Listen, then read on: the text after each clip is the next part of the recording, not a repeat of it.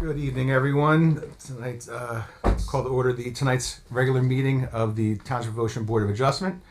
Can we have a roll call, please? Mr. Ashkenazi? Here. Mr. DeLuomo? Here. Ms. Gill? Mr. Chamora? Ms. Lippman? Here. Mr. Cuccielli? Mr. Leneski? Here. Mr. Caramanica? Here. Vice Chairman Cuccinero? Here. And Chairman Cole. Here. Please rise to salute to the flag. Pledge allegiance to the flag of the United States of America, to the republic for which it stands, one nation, under God, indivisible, with liberty and justice for all. The notice requirements of the open public meeting law for this meeting have been satisfied. A copy of the notice having been sent to the Asbury Park Press and the Coaster and filed in the office of the Township Clerk. Emergency notice. There's an emergency exit through the courtroom doors and 2 exits at the rear of the room. No smoking, please, in this room. Board policy. No new cases will be started after 9 p.m. No new testimony taken after 9:30. In addition, each applicant will be limited to 45 minutes of testimony. All meetings will be video and audio taped and shown on the Township of Ocean's community cable channel, Channel 22 on Verizon Fios, and Channel 77 on Cablevision. Please keep your cell phones turned off. If you need to make a call, please leave the room to complete your call. Resolutions to be memorialized. We have 4. The first one's Emerald Jade LLC, 519 Wildwood Road, Block 61.05, Lot 11. Nicole, can they all be done together? We can do them all together. Fantastic. Larchwood Synagogue, 48 Larchwood Avenue, Oakhurst, Block 8.02, Lots 3 and 23. Alan Mella, 481 South Edgemere Drive, Block 76, Lot 6 in the R5 zone. Leo Picciotto, 186 Delaware Avenue, Block 25.09, Lot 11. Sorry? Oh, can we have a I'll motion. I'll second. Mr. Ashkenazi? Yes. Mr. DeLuomo? Yes. Mr. Leneski? Yes. Vice Chairman Cuccinero? Yes. And Chairman Cole. Yes. Following cases being carried to the November 24th, 2025 meeting without further notice. 2 Texas Avenue LLC, 219 Lewis Street, Block 17, Lots 26 and 44. Following cases are being carried to the December meeting and will require new notice for said meeting. Stephen and Joe Dweck, 2 Dwight Drive, Block 40.01, Lot 17, and Michael Rosenshamir, 130 Roselle Avenue, Block 55, Lot 3 in the R2 zone. And Mr. Chairman, just to make it very clear for the record, if anyone's here on that 2 Texas Avenue case, which again is 219 Lewis Street, that is not being heard tonight. It's being carried to the November 24th meeting at 7 p.m. in this room. You will not receive any further notice, so if you want to be heard on that application, you need to be here at that date and time in this room. Okay, old business. We have first up Sam Gabe, 8 Monmouth Road, Block 5, Lot 35. Oh, sir, come on up.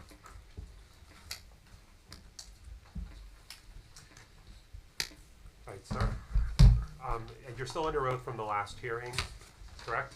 Yes. Okay. And just state your name for the record again. Sam Gabe. Okay. And Mr. Chairman, at the last hearing, the board had asked the applicant to return with photographs. He's now submitted 7 photographs of what he's looking to do. I'm going to mark that in as Exhibit A3. Okay.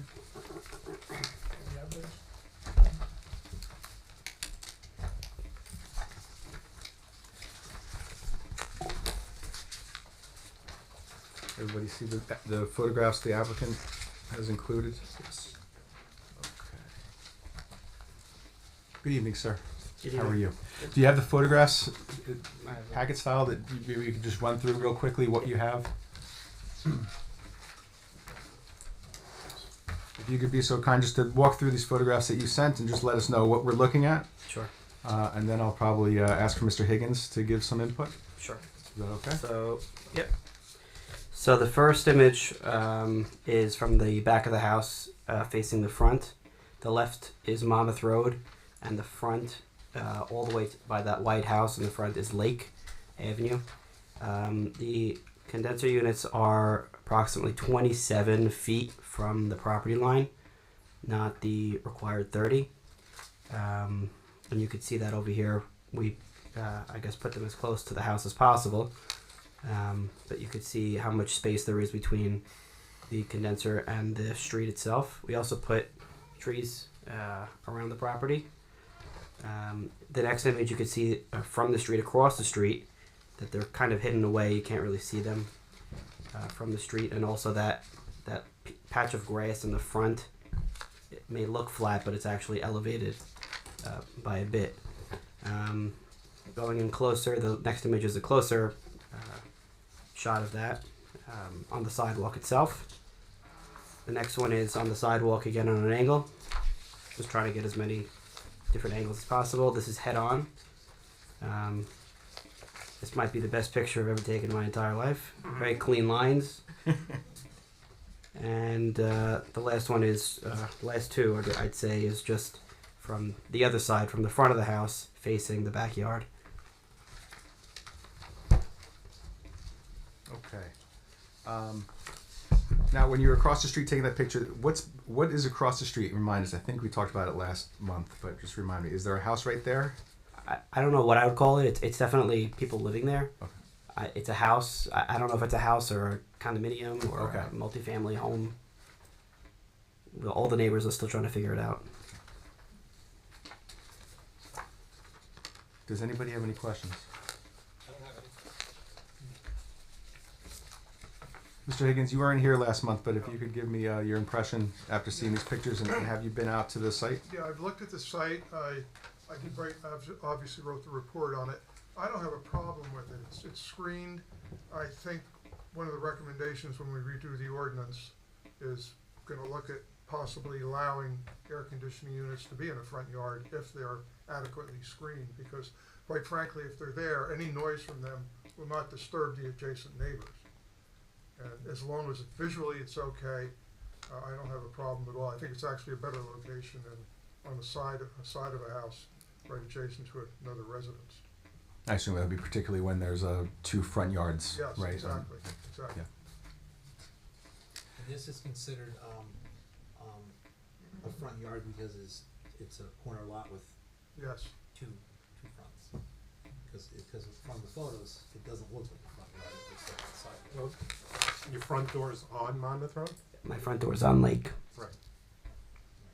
So, okay. Any other questions? Any questions from the public? Okay. Do you have anything you want to add? I don't. I'm hungry. Any complaints? Yeah, Nicole, who was here at the last meeting? Because only they can vote, unless someone listened to the tape to type out. So I'll just go through. So We have enough though, right? Yeah, okay. Any members of the public like to make a comment on this application? Okay, then make a motion for to close the public hearing. Just, who's not eligible? Who's eligible or who isn't eligible? Mr. Ashkenazi is eligible, Mr. DeLumo, Mr. Lunesky, Mr. DeGenero, and Mr. Fuller. So one of us has to, One of those people We have needs to to make a make the motion. motion. I'll make a motion. I'll second. Okay. Mr. Ashkenazi? Yes. Mr. DeLumo? Yes. Mr. Lunesky? Yes. Vice Chairman DeGenero? Yes. And Chairman Fuller. Yes. Will someone make a motion for positive resolution? I'll Thank make you. a motion That's for what that was. positive. Oh, that's what Wasn't that what it was? That was to close the public hearing. Oh, well, everybody could have voted for that. I I'm saying apologize. not yet, you're saying hungry. It's crumbling my stomach. That can be an all in favor, just Okay. going forward. Okay. Someone's got to make a motion to approve the application, yeah. So that's, Okay, I'll make a motion for a positive resolution. Second. Mr. Ashkenazi? Yes. Mr. DeLumo? Yes. Mr. Lunesky? Vice Chairman DeGenero? yes. And Chairman Fuller. Yes. Okay. Thank you. Thank you. Sorry, did I misspeak? I thought I closed the public hearing, but I did the positive resolution. Sorry. Okay. It's all good. We're gonna do everything twice tonight, folks. It's gonna be great. Okay, new business. Irene Shore, 30 Northwoods Drive, Block 35.02, Lot 6 in the R1 zone. Seeking permission to keep keep a change of existing grade that is more than 2 feet in connection with the in-ground pool and pool surround, pool patio, pool code fence, and retaining wall. Alright, so I'm gonna swear in the applicant. Do you swear your testimony that do you swear your testimony you're about to give will be the truth, the whole truth, nothing but the truth, so help you God? I do. Will you state your name for the record? Irene Shore, S-H-O-R, And sitting next to you is who? is my Project manager. project manager. Alright, let me swear him in as well. I assume he's gonna testify. Do you swear your testimony you're about to give will be the truth, the whole truth, nothing but the truth, so help you God? Yes. And just state your name for the record. William Wager. William, Wager, W-A-G-E-R. and are you, you're just a project manager, you're not, are you an engineer, planner, or anything like that? Contractor, Just project general manager. contractor. Okay, you guys can stay. Okay. Alright, so Ms. Shore, I just have to let you know, and your notice, there is a typo in it. I don't know if you're aware of that. You have a fragment sentence. You have in your notice in both what was sent to the public and also sent to the newspaper and published in the paper. It just says, in addition, the applicants seek that is proposed. The rest of the sentence is missing.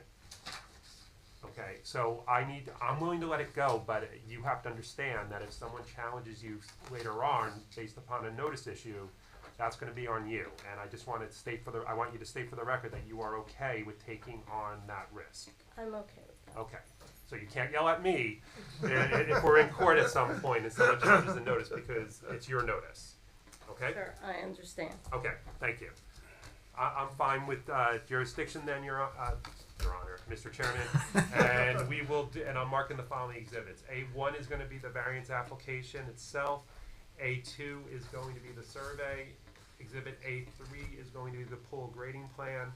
Exhibit A4 will be the as-built pool plan. And then we have the following, the project engineer is Mr. Cannon, who's not you. Correct. Okay, are you in the same company with Mr. Cannon? I am not. You're not. Is he involved in the project anymore? He did the plan and he updated the notes is about all. Alright, so okay, so I'm not even gonna mark that in, the letter from him, and you can testify as to what you wanna testify to. Okay. We're gonna mark in as exhibit B1, the zoning officer's report, B2 will be the board planner's report, and B3 will be the board engineer's report. Alright, it's all yours, Mr. Chairman. Okay, Ms. Shore, hi, how are you?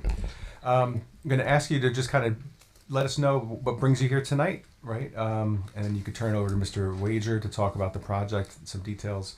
Then we'll ask our experts to kind of cover anything that you may have missed, and we'll go from there, okay? Certainly. Okay. I'm a longtime resident of Ocean Township, lived here over 15 years, raised my kids here, bought a new house from Ocean to Ocean, 30 Northwoods Road. If you're all familiar with Northwoods, it is a pretty steep road, and it does have a pretty steep hill. In fact, they make fun of my house and the, I think, 26 steps that it takes to get up to my house. You know, when we were buying the house, I wanted to make sure that I could put a pool in for my kids. So, in fact, Mr. Cannon, the engineer, I had him come out, I had him look at everything, we had everything looked at, we did everything right. I'm an attorney, so I'm pretty careful typically to do everything very, along the lines and making sure that I follow every, I dot every I and cross every T. I had a great team, Mr.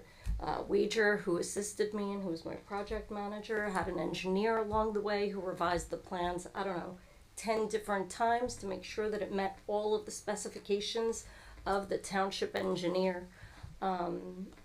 Anyway, we did everything right. We submitted all the permits for finishing the basement in the house and also for doing the pool and the patio.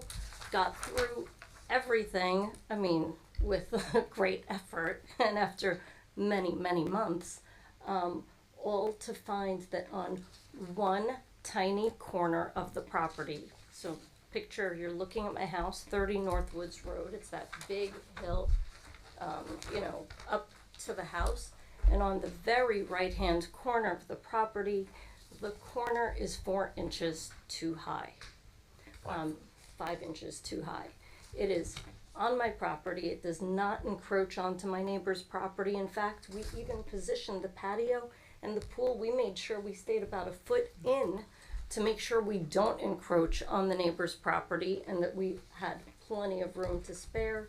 So it was pretty frustrating to find that this 5 inches was keeping us from getting the CO. So, again, called Mr. Wager, what are we gonna do? He said, no problem, we can either, start taking it apart, which is something I didn't wanna pay to do, or we can try to get this variance for our 5 inches on the very corner of the property. So, we got the plans, we had Mr. Cannon, prepare the as-built and everything that we needed to do, and we are here today to ask for, your approval of these extra 5 inches at the corner of my property so that I do not have to expend substantial additional fees to fix it. Anybody have any questions so far? So you got permits for all the other stuff? Everything. Yeah. Everything was 100% permitted. everything's permitted, yeah. Everything, the basement, the outdoor kitchen, the sink, anything we did, we got a permit for. That's the frustration when, 5 It's just inches the and that one last corner measurement. is off a bit. It's, if you're looking at the house, it's the back right-hand corner of your property. Back right hand, it's actually on the side just before the rear corner. Now has a small retaining wall with landscaping, stone and bushes. So this 18-inch high block wall, that's new, that you, I guess Yes. you put that in? Yes. Okay. And is it away towards the property line, or? Or is It's it 12 inches from the property line. It came in 12 inches. We put it in 12 inches more than where we could have put it, according to the engineer. It's not between the patio and the retaining wall, it's between the retaining wall and the property line? Correct. Oh no, I'm sorry. The space that we're talking about is, if you look at the spa that's there, you see the corner of the house Yep. where it says No, 120. the stone pit, 127 Yeah. cubic feet. Got it. Where you see the numbers Got it. 122 and 22.2. Got it. This is the region where the 5 inches higher is. Now, if you're walking up on the side of the property, you're walking up a hill. And it's a progressive hill all the way to the backyard. So in order to achieve a flat area to put the pool and the landscaping and the patio where it needed to be, we came up 5 inches somehow, which is really, I think we stayed very, very close to the plan, if not dead on. That 5 inches is only in that little corner.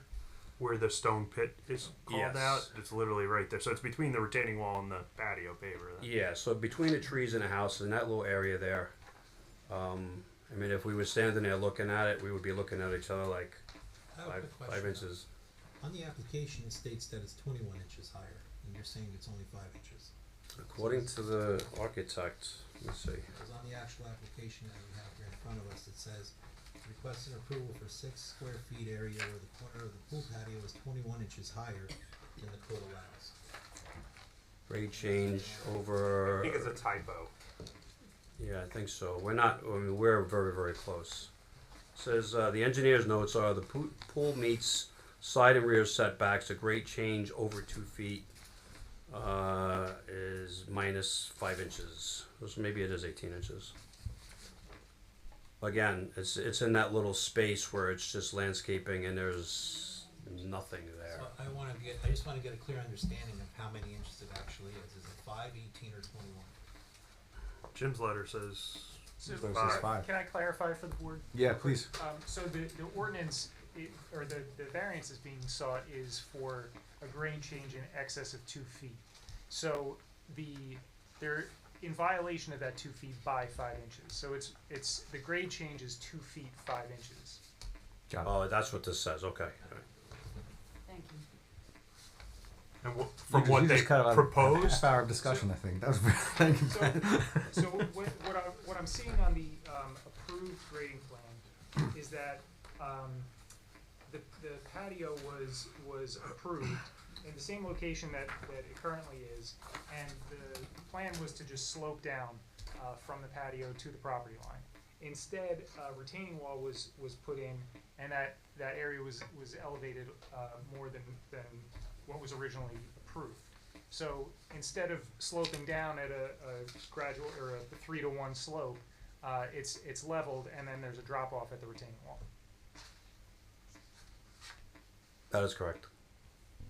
Okay, get it now. Jim, do you have anything to add? It's 5 inches on a very, very small part of the site. And in fact, when I'm looking at the approved grading plan versus the one that was constructed, there's only a 0.3 foot, which is just a little over 3-inch difference between the two. So the approved grading plan probably had a change in grade of more than 2 feet too that wasn't picked up. Because it's such a small area. Because it's such a small area, and the plans are small too. Yeah, So it's not a full size. It's not what you would normally get is a full size set of plans. I don't think it's a big issue at all. But the one other issue is that I guess the township engineer's denial also denied it because the pool equipment was not put in the location that was on the approved plan. But where the location where it was put is actually a better location. It's fully conforming, so I don't have an issue with that. And neither of you believe there's any drainage issues being created by the changing grade? No. No, and I'd like to just clarify something on my report. My note number 2 identified that there was not enough storage capacity for the from what was on the approved plan to what was constructed. The plan was updated to include a stone pit by where the pool equipment is going that I didn't pick up on. So they do have sufficient capacity. So that satisfies that comment. Anybody have any questions? Any members of the public have questions? Any members of the public have any comments they'd like to make? We get a motion to close the public hearing? Mr. Chairman, just to speed things, you don't need to do that. As far as ending public comment, you can just say, all right, we're closing public comment. You don't need a vote. Okay, wow. You didn't motion to open it, you don't need the motion to close it. Okay, very good, man. Same status. These meetings are gonna fly from now on. This is gonna be fantastic. All right, public comment period, or public portion of the meeting is closed. Can we get a motion for a positive resolution? Go ahead. I'll make a motion for positive resolution. I'll second. Mr. Ashkenazi? Yes. Mr. Delomo? Yes. Ms. Lippman? Yes. Mr. Lemansky? Yes. Mr. Maravito? Yes. Vice Chairman DeGenaro? Yes. Chairman Pollak? Yes. Congratulations. I appreciate Have a good night. Thank you. Have a great evening. Mark, if you would just let me say all in favor for these votes, we could really move. That part, unfortunately, you need a vote for. Baby steps, baby steps, huh? Maybe next time. Yeah, hey. We'll wear them down. Okay, next up we have 55 WPR Holdings LLC, 55 Wanamassa Point Road, Block 113, Lot 35 in the R6 zone. Attorney for the applicant, Mark Akins. Correct, Chairman. How are you, sir? I'm good, thanks. How are you this evening, Chairman? Good. Mark Akins, ladies and gentlemen, on behalf of the applicant, 55 WPR LLC. As I get settled, I'd ask that council please confirm that my service by publication and certified mail is in order and the board may retain jurisdiction in this matter, please. Sir, could I ask, should we have that set up over here? So the folks in the, Wherever you like, Chairman. yeah, if you don't mind, if Yeah, you we could can just move bring it over forward. here so the folks in the audience can Not see it. There. No, you're fine. But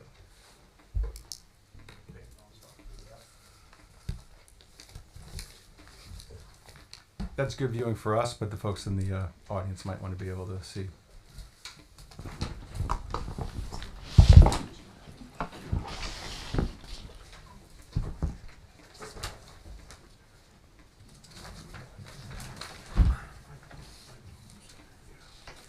And Mr. Chairman, if I can mark services in order, yes. So let me just mark in the exhibits that I have.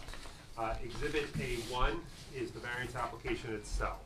Exhibit A2 will be the survey of the property. Exhibit A3 will be the architectural plan, and Exhibit A4 will be the plot plan. Those are the pre-marked exhibits that we have. We then have the following exhibits on behalf of the board. We have the zoning officer's report, that'll be Exhibit B1. Exhibit B2 will be the board planner's report. Exhibit B3 will be the board engineer's report. Exhibit B4 will be the approval from the floodplain manager. And then, I'm sorry, there is another applicant's exhibit, which will be Exhibit A5, which is the elevation certificate. And then I did want to make a general announcement to the public. There were residents, I believe, who tried to submit letters to the board rather than be here tonight. The board cannot accept letters from residents. You have to be here in person, because the applicant has a right to cross-examine someone who speaks from the public, and you can't cross-examine a letter. So I just wanted to put that in the record, that anyone who submitted a letter, the board has not seen those letters. They're probably just finding out when I'm saying this right now for the first time that there even is a letter or letters. But they're not in the record. They're not going to be considered by the board. Also, members of the public cannot speak on behalf of their neighbors. They only can speak upon themselves. Oftentimes people get up and say, I spoke to all my neighbors and we are all against this, or we are all in favor of this. You can't do that either.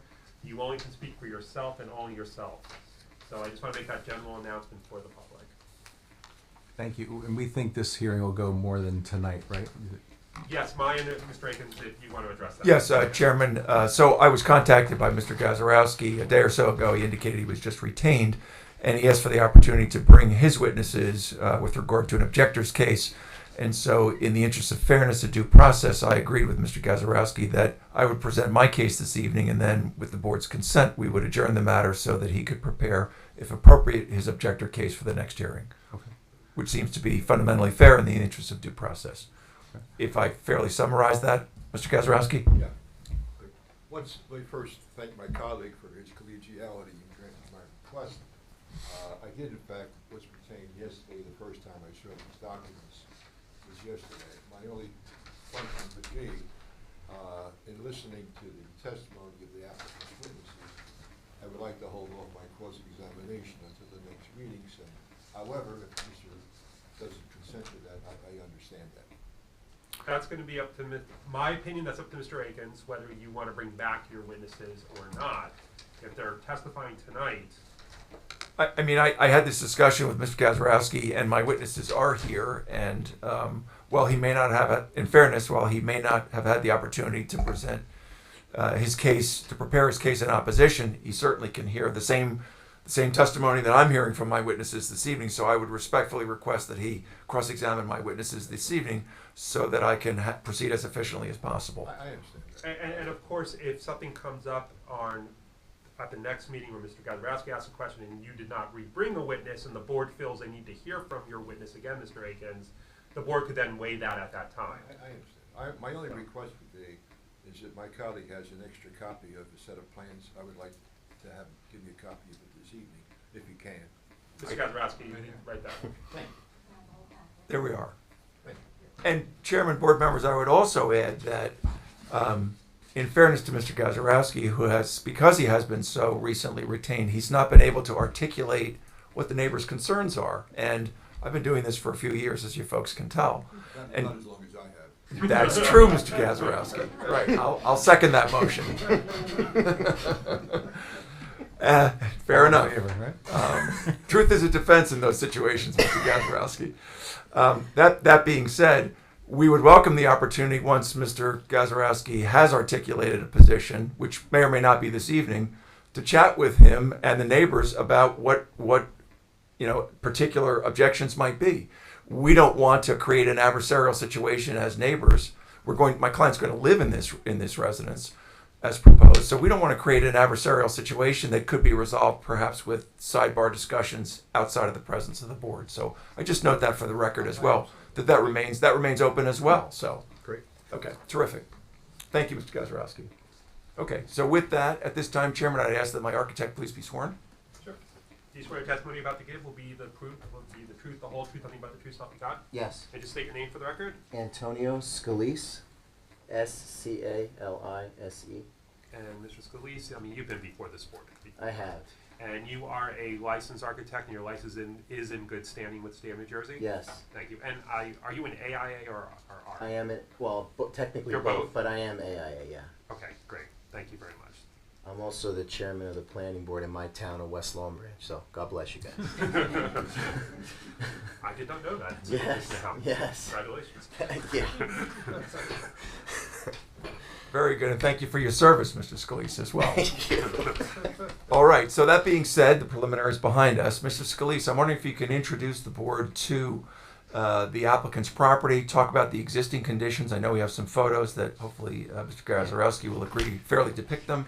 And then, after we've established that, let's review with the board exactly what's proposed by what we believe are the handsome drawings that are going to be before you this evening, ladies and gentlemen. We should, Mr. Akins, actually, for procedural purposes, Mr. Gazarovski really should identify who his client is for the record, so that we have that. Sorry. Who your client is, just for the record. The name of your client. Okay, the name of my client is Charles Balou, spelled P-A-L-O-U-X. I'm sorry, P. P-A as in Albert, L-O-U-X. All right, thank you very much. I appreciate that. And Mr. Gazarovski did send me correspondence to that effect, so. Okay. Yes, thank you. Okay, so again, good evening, Mr. Scalise. Can you orient the board to the site, existing conditions, and let's talk about what's proposed? Sure. The property is, thank you, by the way, Mr. Chairman and board members. The property is located at 55 Wanamassa Point Road. It is on the corner of Camp Avenue and Wanamassa Point Road. It's in the R6 zone, and I'll leave it to my colleague to go more into the site-specific items. But related to the building, there were existing conditions there. There was an existing home there that when my client retained us that we evaluated. There's also a detached garage there, which is on Wanamassa Point Road. In evaluating both of those structures, we came to the conclusion that unfortunately the best thing to do was to remove them based on what he was trying to do, but also based on what it would take to bring them back. From my perspective, there's no historical significance as far as the building is concerned. From my understanding, there may be some locally, as far as what the building was at one time, but it's also a unique building. It's kind of like a log cabin type building. So also with today's standards of energy efficiency and all that fun stuff, you basically wouldn't have much left of the building by the time we do something with it. So it wasn't our first choice, but unfortunately the building needed for us to do what we needed to do, be removed. Do you have photographs of the existing building? I do, yes. We do. May we mark these to start with as A6? Mm-hmm. Yes. I'm going to show them to Mr. Gazarovski as well. And can you give a little background for these photos that we've identified as A6? Sure. These are just showing some of the photos of the exterior just to get a sense of what's there. I don't know that they really show you the condition of the home, but you kind of see the finishes themselves definitely are lacking.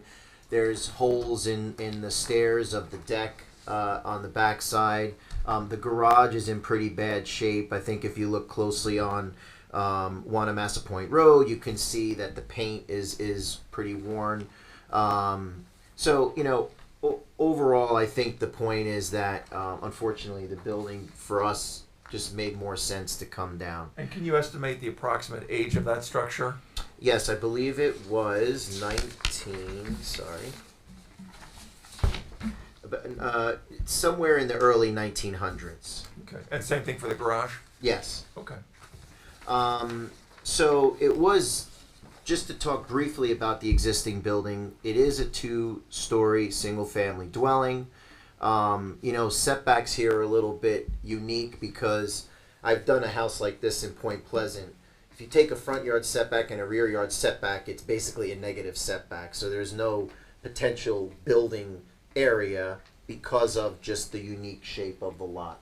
And in this instance, right, we have a particularly undersized as Yes. well as narrow lot. Yes. Right, so ladies and gentlemen of the board, so we've got a lot, right, that is a little bit less than 5,900 square feet, where 10,000 is required, right? So we're 40% under in terms of square footage of the lot in this R6 zone relative to what's required at 5873.5. And in addition, with regard to lot width, we're also substantially undersized, right? We're at 40 feet in width, where 50 feet is required in the R6, correct? Yes, and it's also a corner lot, which you know obviously has its own sets of challenges. And Wanamassa Point Road is a unique kind of road there. It's a really nice, quiet one way. And as you turn onto Wanamassa Point Road, where my client's structure is, and you kind of follow the houses down, there's all garages there, right? That kind of face you there. And actually, a few houses down, there's a house looks like it wasn't done that long ago, which I think echoes a little bit of the similar characteristics of what we're trying to do. So I feel overall the design is really trying to match some of the houses in the neighborhood, but also as a typical seashore colonial home. I feel a lot of the language we're using is there. Maybe the colors might be different, but we're trying to use natural materials. Also, one of the things to note, you have a really beautiful view of Deal Lake there. It's on the water, right? Yeah, it is on the water, and actually you could see the water now at this time of year. Earlier you couldn't see anything during the summertime, but so there's just a really beautiful view there, and you could see on oh, I don't know if we want to. Let's mark these as A7, right? I'm going to give Mr. Gazarovski a copy of A7. A7. And A7 is also what's on the podium, correct? Yeah, yes, it's a larger matches the version. top. That's, Yes, that's thank you. correct.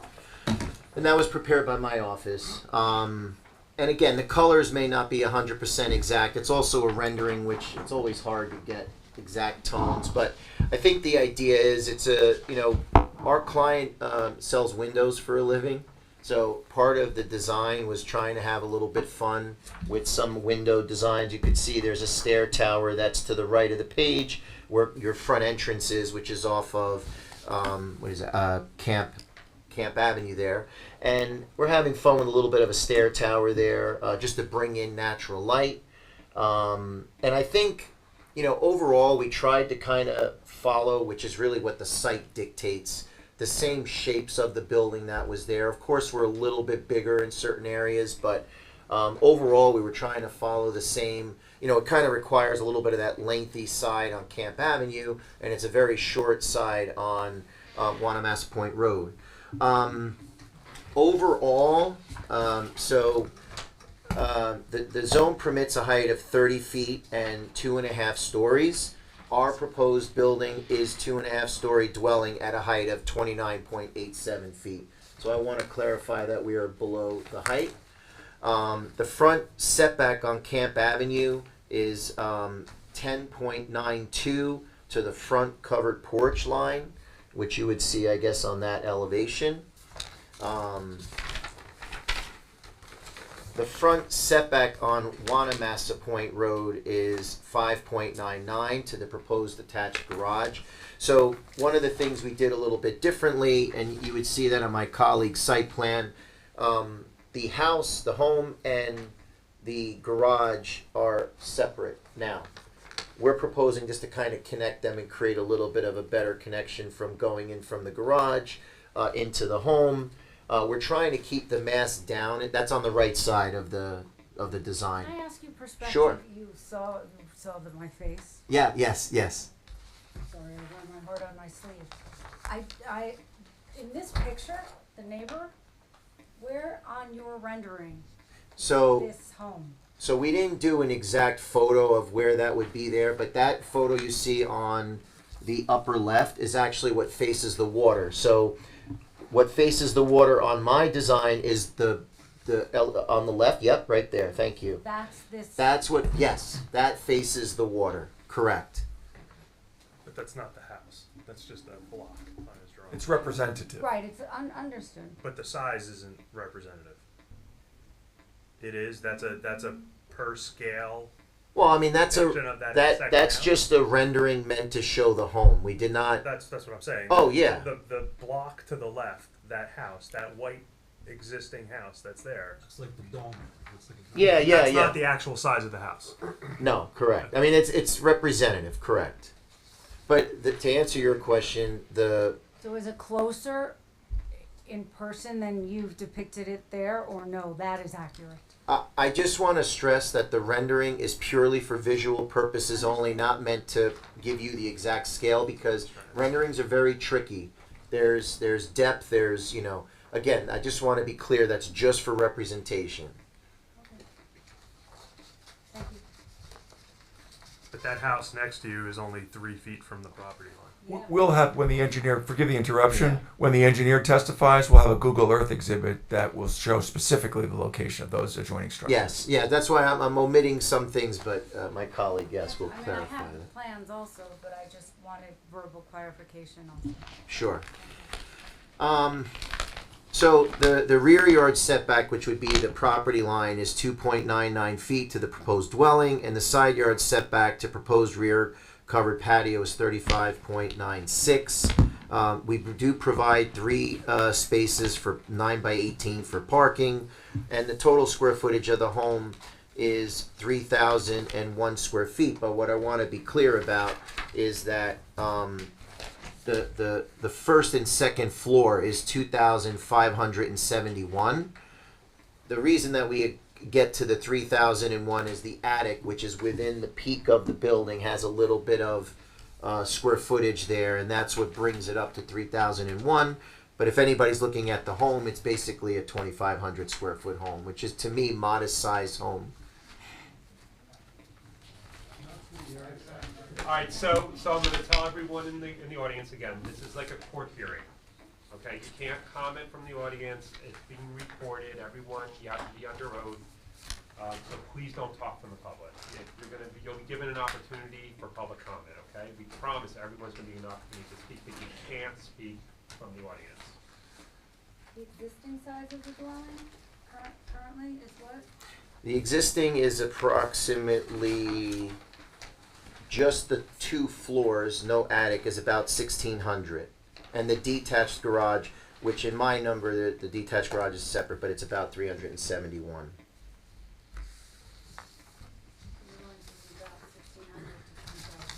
The correct number to evaluate would be 16 to 25, because I don't know the attic there. I'm including our attic, just to be clear. Thank you. So the attic itself is a livable space? I'm trying. It is. It's from a building code perspective, it's livable space, but there's something in the building code called habitable attic. So meaning you're allowed 1/3 the space below.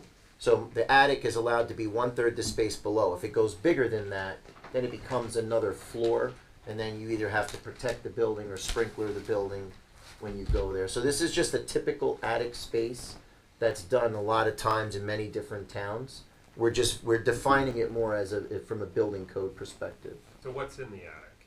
So it's basically a study, storage area. We do have a bathroom up there, and then there's the stairs that lead there. So there's a study, a storage area, and then again stairs and a bathroom. It's not really an attic. I mean, in what we think of as an attic. Are you gonna make it a bedroom?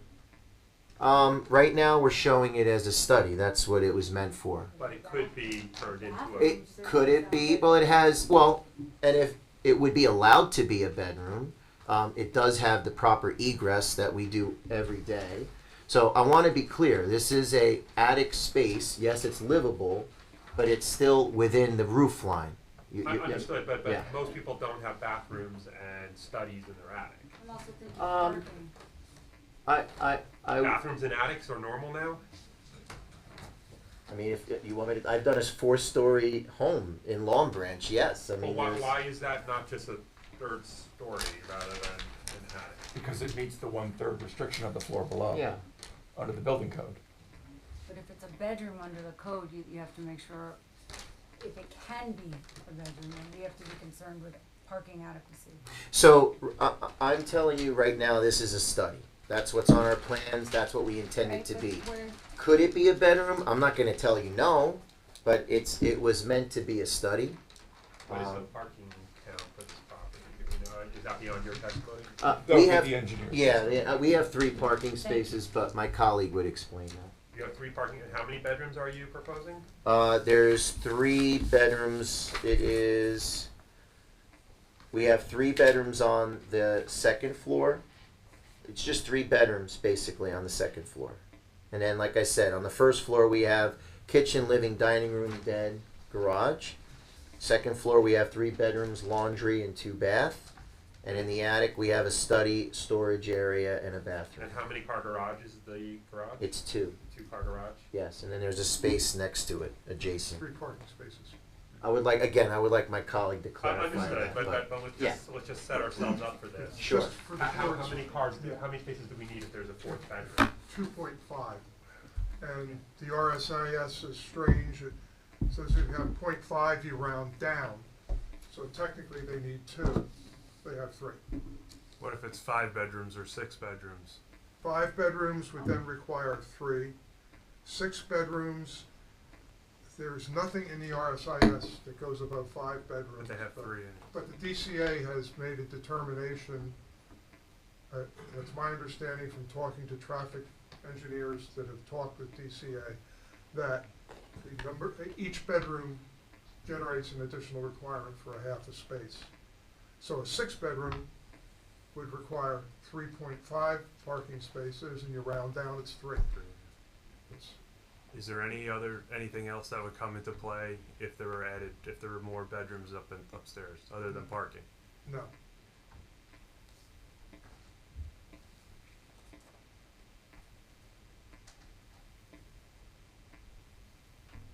Okay, so back to your testimony, Mr. Scalise. Mhm. Yep. So, again, let's review the floor plan, just so we're clear. I know you've said you've ticked through the points generally, but maybe walk the board through first floor to the second floor. Sure. To the attic. So the first floor has a living room that faces towards the water. We have a fireplace, dining room, kitchen area.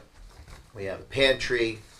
If you come in off of Camp Avenue, there's a little foyer area which is adjacent to the stair tower there, again to bring in natural light.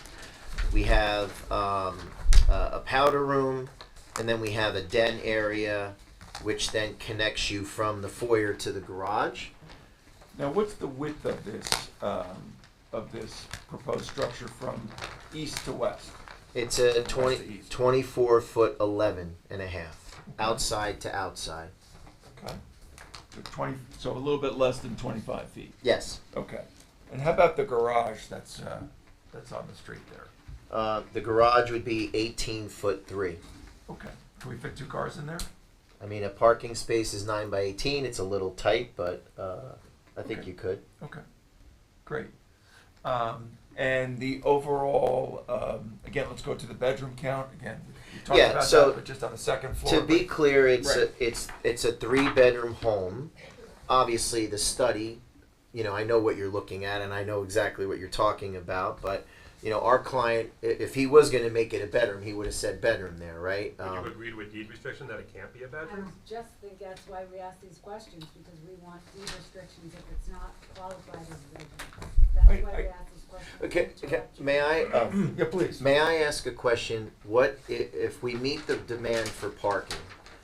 We only have it's a 3-bedroom home, which in my opinion is it's less than a lot of other homes that I'm doing. The bedroom in the attic, what's the reason for the deed restriction? What's the concern? Bedroom. I'm sorry? Just call it a bedroom now. Yeah, But you're saying if it was a bedroom, you were asking for a deed restriction. It wasn't. If you're not making it a bedroom, we would perhaps consider asking for a deed restriction. No, I fully understand. I guess where I'm going, what is the issue with it being potentially a bedroom or not being a bedroom? Renting out the upstairs garage space to somebody because it's not part of the home. We would No, certainly stipulate that. There we would is never there's no square footage over the garage. That's- There's nothing here that could so if you look at the building, the garage is towards the front. The garage is on Wanamasa Point I'm Road. glad you asked the question. This is why I looked. This is the attic space, which is. Hold on one sec. Does he need a microphone? Sorry, Chairman. As you look at this rendering, the first floor is this zone here, and where the garage is located, there is no second story above it. What's the height of that? I What's the think ridge? it's like 16 or 15. It's low. Right, So it's not a full 2-story across the whole building. If you look at the floor plans, I think or even the elevations, the side elevation, you'll see that. Again, this is just a rendering that kind of is just depicting one side. But if you look at my, I'll pull up my,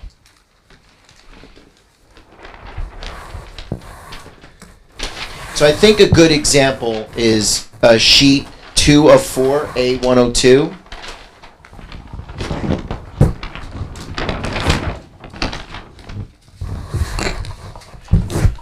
So the garage area is free of, there's no second story space over here. It's at the bottom of your plan. Right, at the bottom of my plan. And then the attic area, you could see, this is still, there's no living space here. So there was no intention of trying to create an apartment or anything like that. That's why I was just curious where the third floor or whether it's a bedroom or not. Again, we're depicting it as a study. If my client had wanted it to be a bedroom, we would have said bedroom. And if it's something that's creating a little bit of an issue, we could say it's a bedroom because it, from a building code perspective, it can function as a bedroom. But for something like this with only 3 bedrooms on the second floor, you know, I don't think anybody was adding anything there that wasn't supposed to be there. So I think what the issue is that a lot of people come in and they label things as an office or they label things as a study when the intent is really to make it a bedroom. So, Yeah. so and you're saying your client's not doing that, but you're resistant to what deed restriction's saying it's not. So I'm just going to instruct the board. Let's just pretend it's a bedroom because that's most likely what's going to happen at some point. It could be, and I understand You're that, being and that's open fine. with that, and I Yeah, appreciate that. of course. There's But nothing the to board's hide just here. generally, understandably suspicious when people come in. I totally I know where it's coming from, but I wanted to be clear where, yeah. I'm not suggesting you have any nefarious intent. but Right. like Mr. Right. Epstein And- said, these are and the none things you taken. have to- Understood, and I appreciate what you're So where we're you're gonna- going. We're going to treat it, as far as we're concerned, as a potential bedroom. Sure. But I think the key metric here is that whether it's treated as a bedroom or whether it's treated as a study, the parking requirement is met. Understood. Yes. And there's no separate requirement, and it meets the building code by not exceeding the floor below by greater than 1/3. That's what I mean. I think if we needed 4 parking spaces, then I think the point is Right. even, you know, we understand. Flush this out, And that's Yeah. okay, right? Yeah. That's Appreciate the question. Right. Yeah. Right. So yeah, so just to be clear, on the Wanamassa Point Road, it's not a full 2-story. It's set back, and that's An what. elevation on that? Yes, there is. On your south side elevation, there we go. Right. Sorry about the sound. So you could see here on, which is the front elevation, what we're calling the front elevation, but it's the garage side, which the is south side. South side, Wanamassa Point Road. You could see there's the garage, which is a gable. I apologize, you guys can't see. There's the 1-story here, and then this is all set back. So there's no apartments or anything like that. You know, there's no way. And also, I want to point out, I know there was a question about condensers. So one of the things we were doing, because the site is obviously tight, we carved out an area above the garage roof here, and you could see it also on the plan, where we created like a little bit of a flat roof condition, which is it's cut into the roof, meaning that Recessed. recessed into the roof, where on both sides you only see a regular garage gable, but within the roof line you could have 2 condensers there.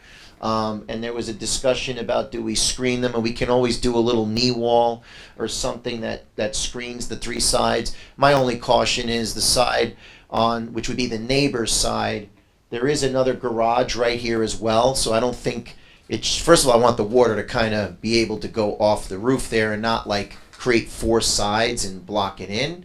So that potentially would be open. But if the board thinks that, you know, some screening further needs to be done there, I guess there's something they could place there, like a lattice or something that has the feel of, you know, just to kind of screen it, which I think my client's willing to do. Just creates a little bit of a challenge with, you know, how we install it.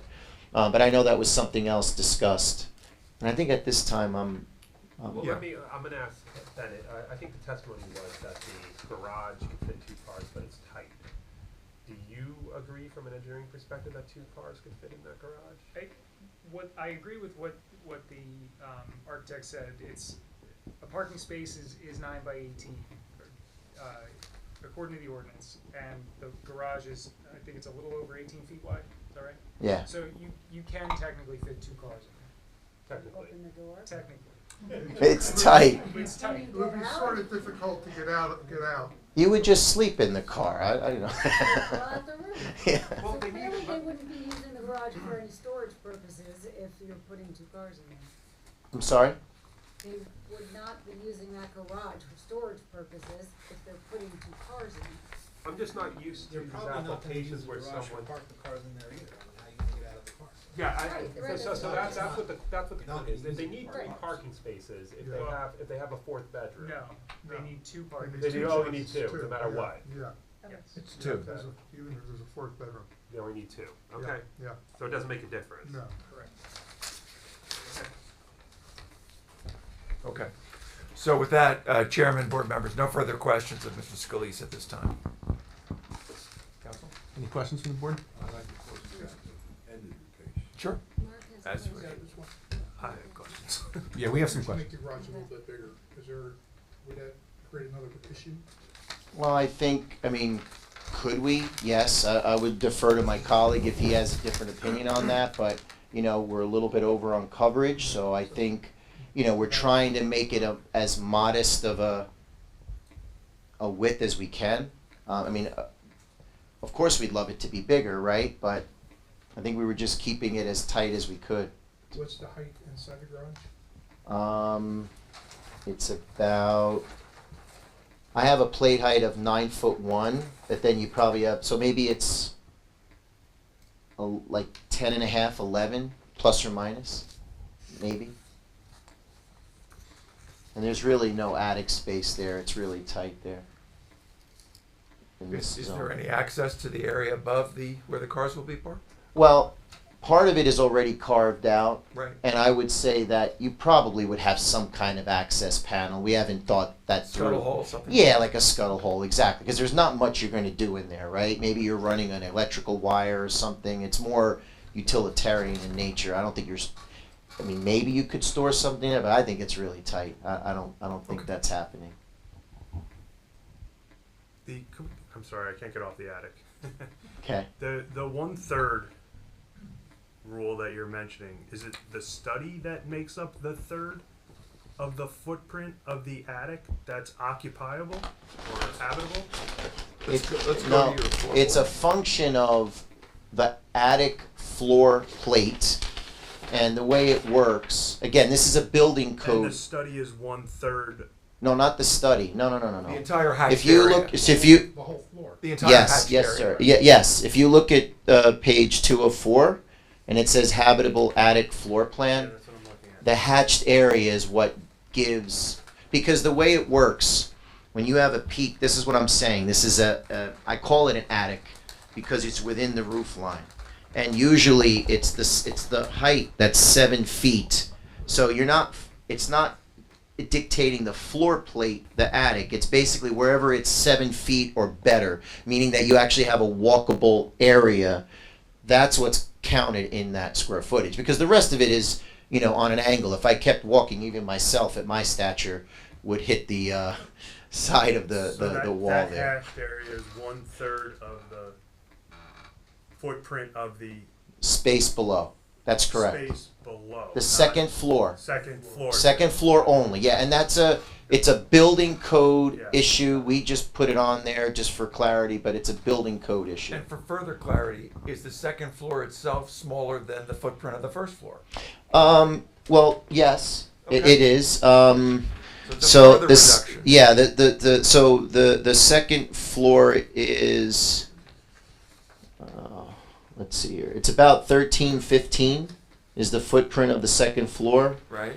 and First floor is it's about 1256. So actually, the second floor it's a scooch- similar. scooch Yeah, more, yeah. yeah. Okay. And why isn't the unfinished storage considered part of that habitable area? Just because you're calling it unfinished? Well, it depends on the height. It looks like the eaves of the roof. I mean, it looks like there's walking room in there. Like you can open up the door. It does. Actually, to be honest, maybe that should have been included in there. as area, but again, whatever we do, if I go, it's not that you're not allowed to have that be greater than, so you could have a third floor unless zoning says otherwise, but in building code, you could have a third Yeah, I floor. know that. But here, we're trying to stay within a roof line and not go beyond that. So that may be a slight error that I could double check the square footage. But either way, I know my client and I don't want it to go beyond that, because then you're changing the classification of the building from I'm sorry, this is not zoning, but a 5B building to a protected building, which is either sprinklered or there's a lot of extra things you have to do. And I know my client is not looking to do that. And from a zoning standpoint, we are not seeking to have 3 stories, correct? Correct. Okay, so that defines, I think, where we are in terms of what we can or can't do with regard to that other area. But for deed reasons, we may want No issue there. to consider. That's No issue yeah. there. That's the Understood. proffer. No problem. I'm sorry, what was that? Deed reasons, you might wanna suggest that area can't be developed or can't be made habitable. No issue. We want- Yeah, that's So kind of we're talking about the storage area. Storage area. Cannot be made habitable. and Cannot be made habitable, right? Because that would then raise the specter of 3 floors, and that's not what we're seeking. Either way, by code, the building code's not going to allow me to do that, because then I'm changing. We get that, Yeah. totally, but our concern is that the house gets built, they move in, and nobody from code enforcement's ever gonna go back in that building, and then you're gonna do whatever you want with, not you, I'm saying, the client would go and do whatever they want. Well, they could, is what you're saying. Right, They right, could, right, right. But at least I got it. some I form of deed I restriction fully get what you're saying. I believe me. prevents, you know, at least it's a little extra measure of I got it. prevention on our side to make sure something like that doesn't happen. Yeah. That's it. And I respect where you guys are coming from, because we would ask the same thing in front of our board. If I thought something was happening here, I wouldn't be presenting it that way. You I know. agree, and it's not even your client. They sell the house, the next person Yep, moves in. that's it's the exactly. same Yep. problem can happen, Understood. so. I agree with you. Okay, so no further questions, Chairman, Mr. Scalise. I would like to see a calculation for the attic, taking into account the unfinished storage. We can. Because you're right at 33 with your current calculation, and you add the extra 96 square feet for that unfinished. Oh no, then I have to take it away somehow. Yeah, And when agreed. you add that 96, you're now up to 44% of Yeah. coverage when you're right at that 30. Understood. The 130 we're Yeah. talking about. I think the screening of the mechanical platform makes sense, in my opinion. I would certainly, like to see some type of lattice or something like that. Yeah, we could do. My client's happy to do that. We kind of discussed that already. That's an easy fix to me.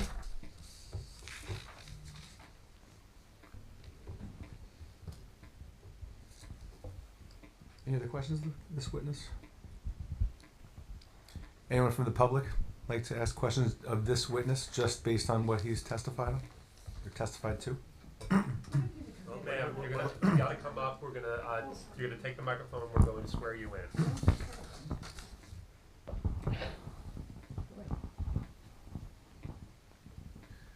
All right, ma'am, just raise your right hand. Do you swear in testimony you're about to give will be the truth, the whole truth, nothing but the truth, so help you God? Yes, I do. And state your name for the record. Claire Antonucci. Could you spell that last name, please? Antonucci. And your address, Mr. Antonucci? 47 Wanabassa Point Road. Thank you, go ahead. Is that a question? You mentioned a condenser. I'm not familiar with that. HVAC, heating So- and air conditioning. So if you have a furnace, it's called, let's say, in your home. There's Okay. a line set, it's called, that connects to the outside. It's what allows you to have air conditioning. And the condenser is usually what you see outside, usually a fan on the top of it. So- Just to create, it's common HVAC. So I assume the air conditioner unit will be, a central air unit will be outside? Will that be on the roof? Is that what you're saying? Sorry. It's on the roof of the garage, on the lower level. It's on the, you guys hear me? Yeah, you need. Yeah, so if you look here, Referring to sheet A102? yep. So on sheet A102, the proposed second floor plan, this is the roof of the garage. So we have our units is on top of the garage here, which is, think of it like when you look at it from the street, you'll see a gable, but within it, there's a flat roof there. So we had talked about, there was a comment about adding screening around all sides here so that nobody would see it, and I think that's easy to do. We could do a little knee wall, we can do lattice, there's like a few things we can do to screen those. But, you know, if you drive there, you'll know that it's actually, I mean, my opinion, it's not that bad, meaning that you may see a little bit of the top pop out because the gable is low, but there's a garage to the next of it as well. So the opening aspect of this is facing the neighbor, but it's looking at the other garage. So maybe if somebody's walking, you'll see it. Maybe as you walk, that'll be east to west. You may see it, and that's where we would add screening. My concern wasn't so much about the sight of it, it was the sound. So is there any consideration for the noise? Because as you noted, these houses are very close together. And I have air conditioning units on both sides of me. I hear both of them. Yeah, I mean, all I could say is it's typical of, I think the decibel levels are not, I don't have the exact decibel level. I mean, if you want, maybe next time I can try to find that, you know, what the exact number is. But I know the condensers are typical They're outside. They're always sounds. They're outside, and Oh, I know they're always yeah. outside. How you hear them, I don't know where you're located based on our property, but you may be further away enough that if you're inside and let's say your windows are closed, you shouldn't hear it. But if you're hearing ones next to you, I understand it's a little bit of a tight area. I get what you're saying. Yeah. Oh, my concern was not for myself hearing these. I'm like 4 houses down. I'm concerned for the neighborhood. I'm asking for the person who lives next door potentially. Or I guess my only comment there would be, are you expecting them not to have air conditioning? Like that's part of the system, so I don't know what you would do. I don't know how to answer that. it's a. But they're so much quieter than They are units. a lot And more we just efficient, put yes. them in. That was terrible grammar, excuse me. We just put units in, 2 of them. I just did it, and 3 years ago, and that's even old technology, and they're quiet. I don't hear them, and they're right next to where we eat, and the 2 can go at the same time. So technology now, 3 years post, they're likely much quieter than the ones you currently hear. Even the Freon is different now. Oh, It's changing all correct. the time. But yeah, I mean, I don't know what the exact decibel level is. Okay, I just wanted to express my concern for, you know, neighbors, current neighbors and potential neighbors. I mean, it's just like any other neighbor. I'm sure there's others that have it. Okay. You know, it's hard. Yeah. We can just stick to questions here. And then, So she can express concerns Yep. for the neighborhood. She can't speak on behalf of other neighbors, which I don't think she was doing. So I think she was just making a general Does the statement. home Yes. that's there now currently have an air conditioning unit? I don't think so.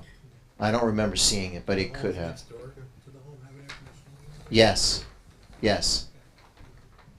Yeah, there's a home that's fairly done. That's 2 or 3 houses down that has it. And Yes. you would, so I'm assuming from what you said that you would agree to a condition of approval if the board approves the application, that you'll provide proper screening for the condensers, Yeah. which will be subject to the board planner's review. The screening, yes, yes, sir. There's Yeah, did you see? There's window units window in, unit in there existing now. home. Yes.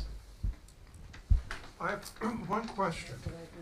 As I understand it, the open part of the roof of the garage that we're talking about screening is facing the residence to the east. Is that Faces the correct? garage to the east. Faces the garage, but it's the neighbor. Yes. Yeah. Would there be any way to have that open area face the other direction, face the street? I mean, I mean, if as a designer, Yeah. and if I lived in the neighborhood, I want it facing the garage. Okay. I don't disagree with you. That's, I mean, And I I also think don't it's disagree. bigger, and it's that we were trying to conceal it. I think it's a bigger eyesore facing the street. I don't disagree with that at all. I just wanted to bring that up so that the board could consider it. Right. I also agree that the newer units are so quiet you don't hear them anyway. Yeah, I mean, I know it's. I don't know how to answer the question. I feel bad if somebody's next to it and hears it, but they are Window better. units are likely louder than the new condensers. Right. Oh yeah. Agreed. Yeah. Okay. Come on up, sir. Come on up and same thing. You can form a line. How are you? I'm just going to swear you in. Do you swear your testimony you're about to give will be the truth, the whole truth, nothing but the truth, so help you God? I do. And just state your name for the record. Richard Virgilio, V as in Victor, IRGILIO. And your address. 1409 Wanamassa Road. My house is on the corner, but my property is primarily on Wanamassa Point Road. Okay. Go ahead. It's about a house away. Yep. Sure. So you were saying your point about the garages, this garage being consistent with the other garages in the neighborhood. Isn't it true that the other garages, 99% of the other garages in the neighborhood are detached garages? I believe 3 houses down it is not. Right. The one next door to us is, and I did state that. Can you guys hear me? Yeah. I did state that. You should get the mic. It's for the recording. Oh, okay. I'm always told I'm loud too. Jeez, thank you. And I did state that yes, the original one was detached, but we wanted to attach it. And I believe 3 buildings down, there's a brand new home there, similar stature or idea as ours, and it is attached. Right, but the other 99% of the home garages are detached, meaning for the consistency of the neighborhood. I thought. I did not assess every single building there with detached. I know the next door, yes. I can't speak of the others, but they could be. I just can't say either way. I heard generalizing. That's what I just want to be clear. Thank you. Thank you. You're welcome. So I'm going to swear you in. Do you swear in testimony you're about to give will be the truth, the whole truth, nothing but the truth, so help you God? I do. And just state your name for the record. Joe Bove, B-O-V-E, And what is your address, sir? 27 Wanamassa Point Road. Thank you. Go ahead. Okay. Just to, for the defense of the existing house, it is an older building. I have a map, a Wortman map. Wortman used to, among other things, used to run a conveyance service, a boat service from the Allenhurst area into Wanamassa area. And this is I believe it's a 1980s map. And on the map, that whole area, Wanamassa Point Road, Wanamassa Place, even across the lake to Deal Lake Point Road, that was all part of the YMCA campground. And the house in question, which admittedly is in rough shape, was the original kitchen and dining hall for the Wanamassa, the YMCA. So I had tried unsuccessfully to get either the township or the county or the Historical Society of the county and some other land preservation organizations within the county to see if they could buy the property and rehabilitate it and use it as a historic site. Since it is, as you had mentioned, right on Deal Lake, it has many, many potentials for use. I'd even suggested that the Deal Lake Commission, who now hold their meetings in Interlaken, could use that as a meeting site. Also could be used as public access to the lake. But that's all water under the bridge because nobody took the bait. But I did want to point out that it does have historical significance, and it is a little bit older than what you had said. But I presume that... Do you have, this is the question portion, so if you have questions for this witness. Okay, I just wanted ask to... the questions, but you'll I have got time you. at the end to be I able got to, you. to give your statement as well. Okay. I just... well, maybe perhaps my questions are more of a general nature as to the area. But as I've been there, living there almost 51 years now, and it's gone from quaint to, kind of upper scale houses, but things change. But we all concerned with the parking, as you mentioned. Parking is always a problem. I mean, I have 100-foot frontage on my house, none of which I can park in, because it's designated as an area that for fire trucks, for sanitation and whatnot. And so when you start adding other vehicles to the street, it becomes very territorial. So when you were talking about parking and the number of cars that you can accommodate, I think that garage, realistically, when push comes to shove, if you get one car in there, you'll be happy, because it'll be filled up with everything else. But that's a concern that I had. And I'll save my other comments for later on, if I can stay awake that long. Okay, thank you. We'll be back next month too, so you'll. I gathered that, yeah.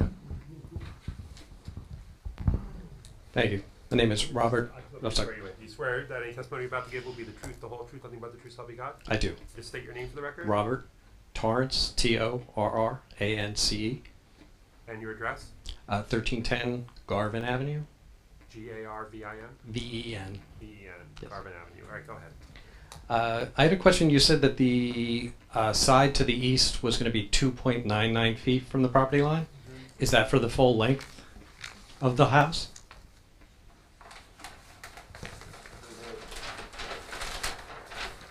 Yeah, for the most part, yes. Okay, you realize under the building code that if you're less than 3 feet, you can't have any openings, such as windows or anything on that side? Okay, so but your renderings do show windows on that side. Well, I think we're at 2.99. Mhm. Below Right. the 3 feet, which I think it was just maybe the way the computer's showing it. I'm allowed 20% of windows there. Correct. We may want to make a slight adjustment to the 3 feet. Yeah, I was just pointing that out Yes. because it's 2.9. I understand. Okay. Where you're coming. My next question is that I believe by the plans you're proposing a full basement for this house, and the elevation of the floor is somewhere between 5 and 6 feet above sea level for the floor in the basement. Have you done a groundwater study there? We have. Okay. We have. Okay, because I know other houses in the area where the basement floors are only 4 feet below grade, and they all get water. So, yes, we understand that. Because if the grade around the house is about 13 feet, which I think it is, and you're going to between 5 and 6, you're going to be digging about 7 feet into the ground. Yes. No, there was engineering and geotech done. We're aware of where the water is. We advise our client.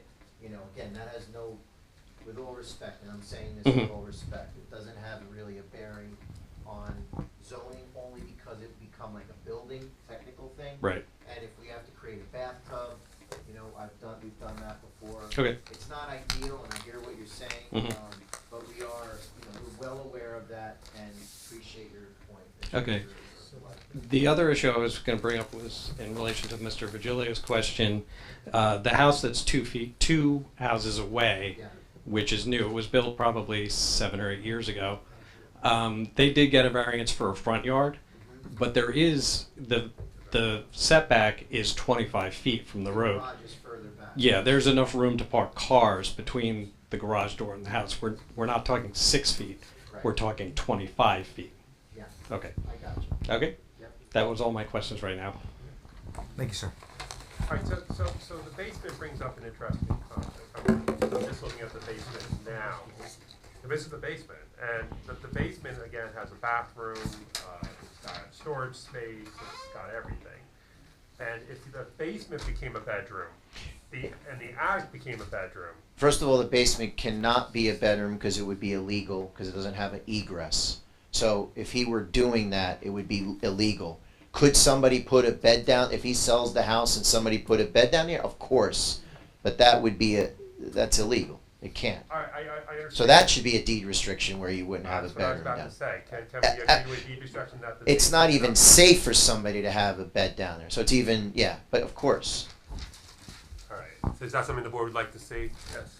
All right. So there'll at least be a deed restriction on that, as well as the storage space. You can do one deed restriction, but it's going to have to be included that the basement cannot be turned into a bedroom.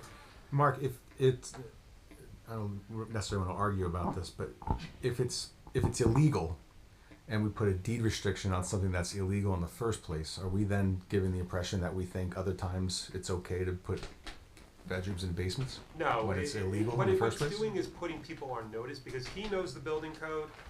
If you go and move into that house tomorrow, you're not going to know what the building code is. The average person, you might, but the average person's not going to know. So this way they're on notice when they move in. Fair enough, okay. That the basement cannot be a bedroom. Right, some family looking at it might say, oh, look, honey, we could turn this Yeah, in. I just wonder if should that always be in a deed? Perhaps the council should say any deed should have that requirement in the restriction. But anyway, that's fine. I don't need to drag this on. And you don't want to put egress windows in this basement? I mean, my client is nodding no, but. But isn't it a safety consideration that the basement, you have a lot of activity going on in this basement? I believe me, I understand what you're saying. Yes, I mean, could you? I guess. I think I'd have to discuss that with my client because right now we weren't planning on doing an egress window, and I think the egress window would have to be in the front of the house. And then if we did do that, I think you may have some more setback issues of where the well comes out. I mean, we're happy to entertain it. I can discuss it with my client. I don't think he wants to do it. He's a window guy. He loves selling windows. But I mean, again, you have God forbid there's a fire in this house, and everyone's downstairs hanging out in that media room. How are they getting out? I mean, listen, you're asking me a tough question, right? I mean, there's many homes that don't have egress windows I understand that, there. but this is a brand new house being built. I understand. Listen, would I love to have an egress window there? Of course. I'm not going to tell you no. I think it's something I would have to discuss with my client. I just don't want to make that decision without. You can't say it, but Yeah. Or are there other options? Another stairway out, right? Other side, something like that. I could, but here's the rabbit hole we're going to go down. If we have a stair on the other side, then somebody's going to say he's building an apartment there. So it's you. Well, you're having a deed restriction. Well, I mean, I could discuss it with him. I mean, it's not bad to have access there for functional purposes if you're truly just doing that. But, I can discuss that with my client. I mean, we're coming back again anyway. I can have that conversation. And I think there's a couple of things I'd like to button up because, as the one person mentioned about the 2.99, it really should be 3. And, just to button that up. I mean, I don't know how the board feels about that, but I would think that's something from a safety consideration you want to have safe. I mean, you're asking, this is a big house on a small piece of property, and I think the problem is, I agree with you. I think the challenge is you're putting elements like a stair and a potential window on the front, on the street side. That's not typical, right? So if, I can discuss it with my client, if the board thinks just as a conversation that would be something they'd be okay with, we can maybe look at that. you're a very good architect, and I have no doubt you can figure out how to do something. So yeah, I'm up for the challenge, of course. 2.99 to a 3, as the gentleman pointed out, does that change the setback that you currently? Well, so that it would technically, right? Well, no, that is the setback. Yes, we're saying it's 2.99 to 3. So it's basically a point off. I don't know. Sometimes with the dimensioning in there, maybe like it rounded. When you change that, does anything else on the plan change? When it goes under 3 feet. It may slide it towards Camp Avenue there, maybe. That's probably what would happen. I'd have to double check that, but we're talking Like fractions. 1/100th of a foot. Right. Or you could narrow the structure, the width of the structure. I could. I mean, I think I could get 1/100th of a around it. foot. Yeah. Kind of like they're 5 inches before. Like that's just what I'm trying to figure out if there's a big impact or not. And I don't think it It would be is. 1/100th. Yeah. Of a foot. I don't think it is, but I think it should be at 3 feet for sure. It's what it was intended to be. Otherwise, we wouldn't have windows there. So. You might want to make it more than exactly 3 feet. I just, your builder is going to be have to be I know. dead on, and if he makes a mistake by 1/100th of a foot, you're going to be back in front of us again. I guess no, we agree. I understand what you're saying. I guess the point of the story there is, obviously, I don't want to be that close to the property line. Nobody wants to be, but it's the nature of that site. So by solving that problem, which I want to solve and make it 3.5 or even 4, I think now you're pushing towards the street, and that's the only issue. If the again, I know we're just talking hypothetical right now, but if the board feels that moving the house away, and there's many reasons why I want to move that away. Already, I'll probably have to fireproof that wall to some degree and do things to from a building code perspective, right, to make it safe.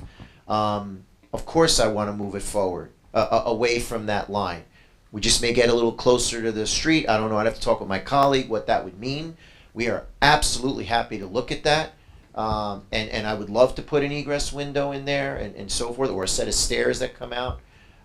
As long as the board is understanding that, you know, these are elements that are in the front of the house, maybe through screening, creative screening we can do. But I just want to be clear, you know, it's a little bit of a give and take, I think, on When you that. come back, can you, counsel, can you have your client provide pictures of, better pictures of the area, of his neighbors, of the front? Well, we also have an aerial exhibit which we haven't introduced yet. Oh, you did mention that. That's okay. Thank you. But yes, as many photos as you need.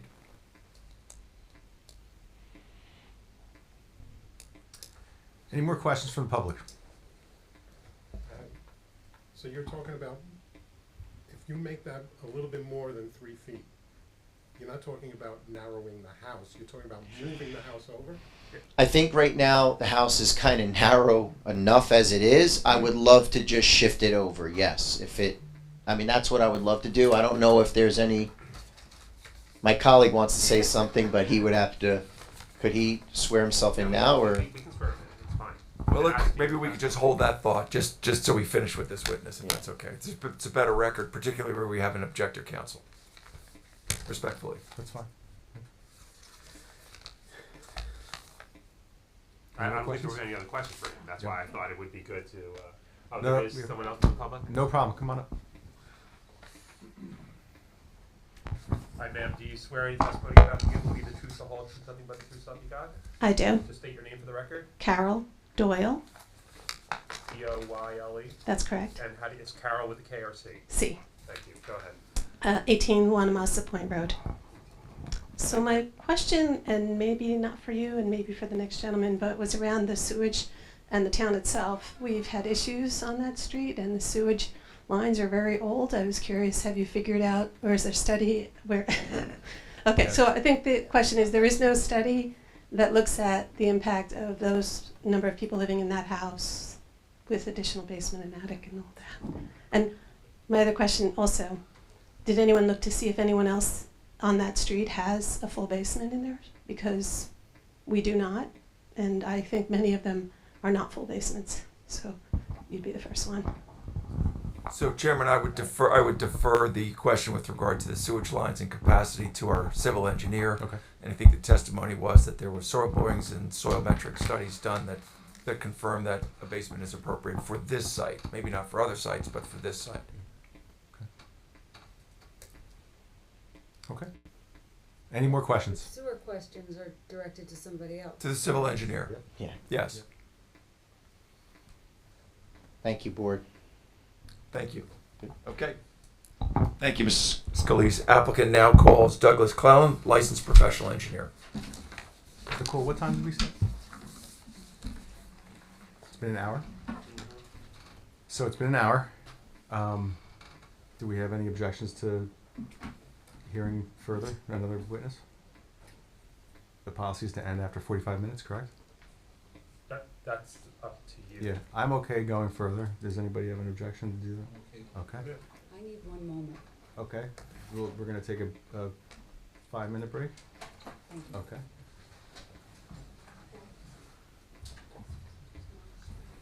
At 8:32. And we're back. Okay. Will you please call the roll? Folks, we're going to get started. Thank you. Here. Everyone in the public, please be quiet. Thank you. Mr. Duomo, Here. Ms. Beal, Mr. Chimora, Ms. Lippman, Here. Mr. Pugioli, Mr. Lineski, Yep, everybody. Mr. Carapanica, Here. Vice Chairman DiPiero, Here. and Chairman Fuller. Here. We'll just let it know that it's 8:41. 1 p.m. And as the chairman said, at the beginning of the hearing, we're only going to 9:30. Yep. Okay. I'd like to get him sworn and Place his credentials on the record, Chairman, Swear please. testimony you're about to give is the truth, the whole truth, nothing but the truth, so help you God? Yes, I do. Just state your name for the record. Douglas Cleland.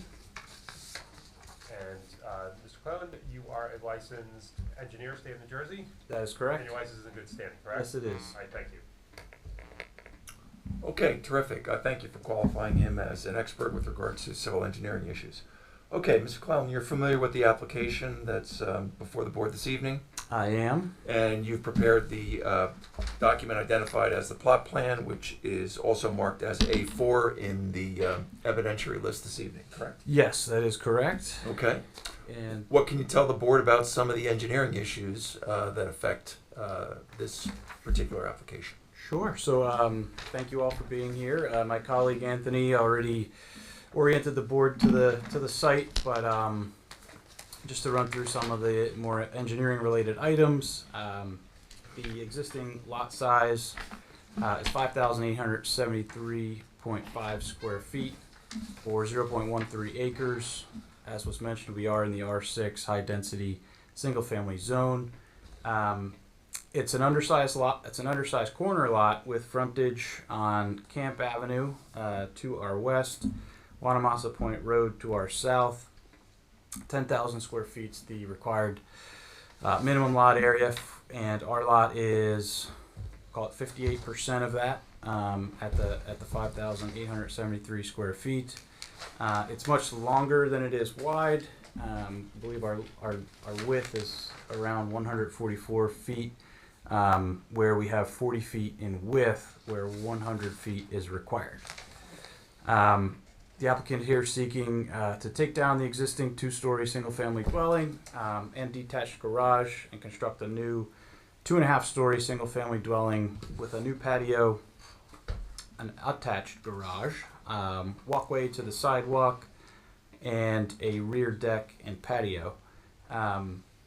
One point of clarification just before I get into some of the technical variances and everything. Your ordinance defines the rear yard as the yard that's opposite the functional front of the building. So this is going to be confusing. I confused myself writing this, but so the existing home has a covered front porch entrance that faces Wanamassa Point Road. So I'm going to point to the exhibit in the existing condition. So we didn't mark that in yet. Oh, I don't sorry. think, what are you looking at, actually? This is the site rendering. So we're going to say that's A8, It's A8, I believe we're up to. a Yes. color site rendering. Color site rendering dated today. Thank you, go ahead. So, yes, I passed them out already. Terrific, thank you. The existing home has a covered front porch that faces Wanamassa Point Road to our south.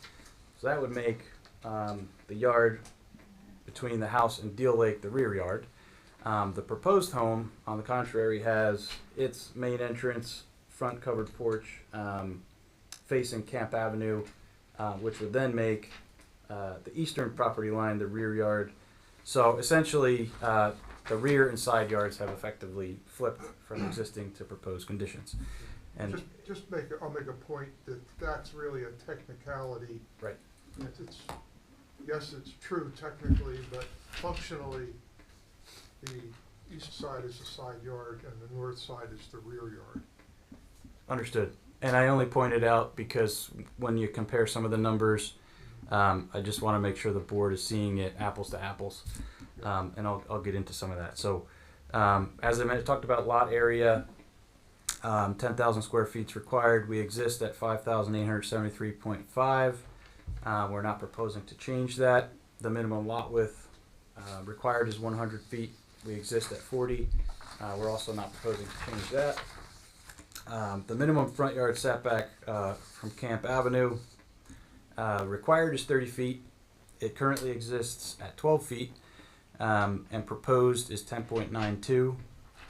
So this is very similar to what exists today, and that given the required front yard being 30 and the required rear yard being 30 and the lot being 40 feet wide, as was also pointed out in your planner's letter, there's essentially no buildable envelope on this lot.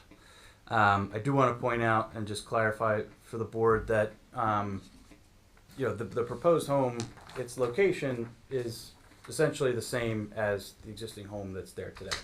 There are certain areas where it is slightly larger in footprint, where some of the covered porches are, but where the attached garage is being proposed is generally the same exact location as the detached garage currently exists, and where the proposed home is being proposed is in the same general location as the existing home. And the main difference being that we are now proposing to connect what was the detached garage and make it attached to the home, so there is some building coverage added between the garage and the home.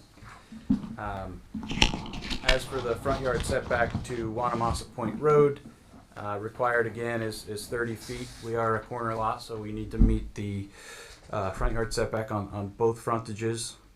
Existing is 41.7 feet and proposed is 5.99 feet. This appears to be more of an encroachment, or it sounds like more of an encroachment than it really is.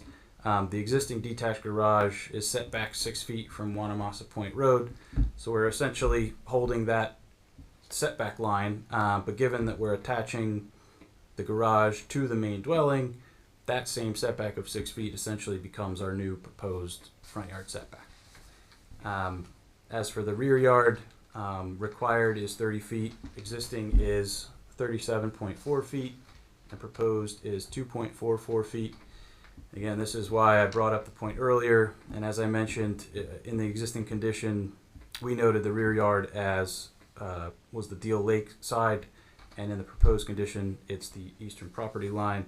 So just to compare apples to apples for the board, we are slightly improving the setback distance to the eastern property line. So the existing garage is set back 2.1 feet, and the existing house is set back 2.6 feet. In the proposed condition to that same easterly property line that we've already been talking about, the attached garage portion is set back 2.44 feet, and the dwelling itself is 3.12 feet. So I know there was some talk about 2.99. Not sure where it originated. I was confused listening to it, but essentially you could see along this whole easterly line of the building, you can see that the garage is notched out a little bit slightly. So that whole easterly line of the building is a minimum of 3.12 feet from that eastern property line. And then where the garage is notched out a little bit, it becomes 2.44 feet. Again, very similar to what exists today, only I would say the proposed home is actually set back slightly more than the existing home. So is it your testimony, just so our record's clear, that your greater calculation and your greater figure is the one that the board should rely on? Yes, and that is dimensioned on the plan as 3.12 feet. Okay. Thank you. So, worth noting, again, just a technicality, but the existing non-conforming side setback of 2.6 feet is now proposed to be eliminated.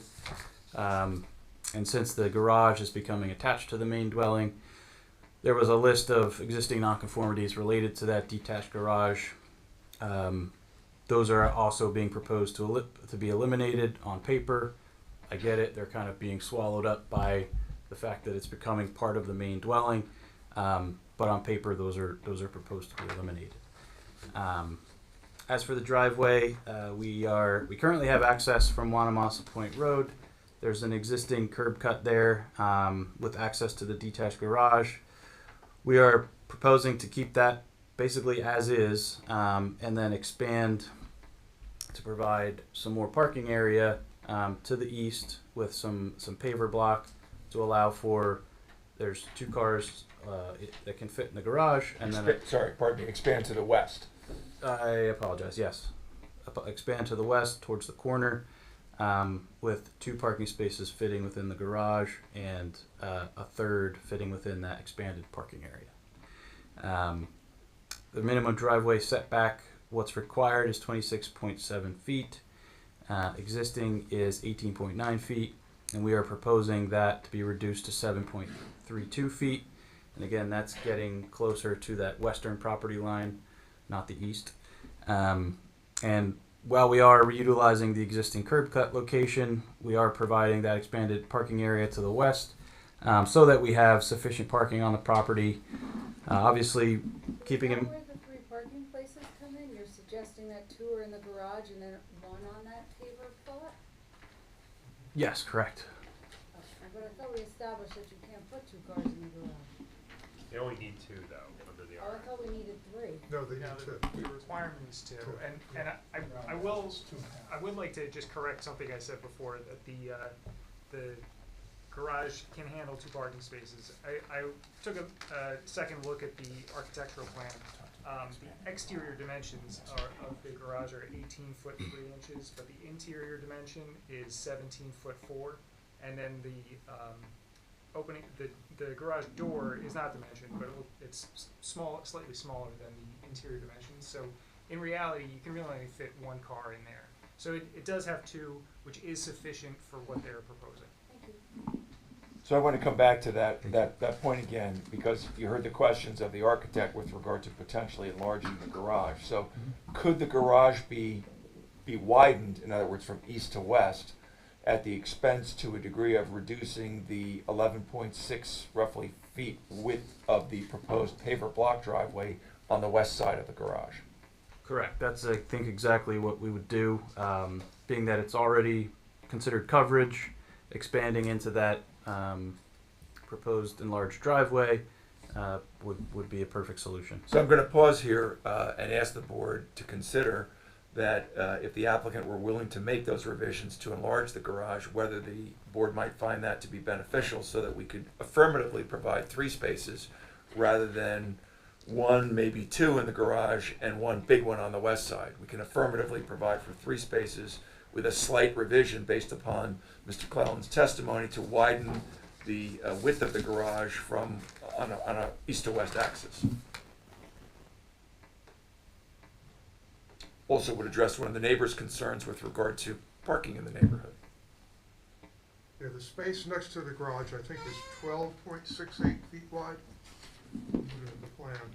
So if you widen the garage by 2 feet, you could probably fit 2 cars in the garage somewhat comfortably. So what I would recommend that you do, rather than the board affirmatively telling you that this is something they want to see and somehow imply that they're in favor of the application if you do so, why don't you just come in, if it's not a big overreach, when you come back to the next meeting, and show us an alternative, this is what we're proposing. We can show you version B for the garage, right? And show that the numbers work and that we can affirmatively prove that there would be 3 parking spaces that meet, that criteria.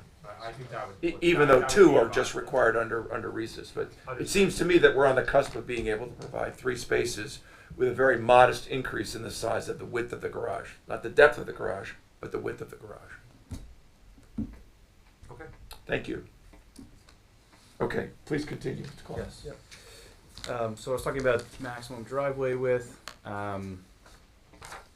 There is one more related to the minimum driveway setback required of 5 feet to any property line, whereas the existing curb cut is 3 feet from that eastern property line, and that is proposed to remain and not be changed.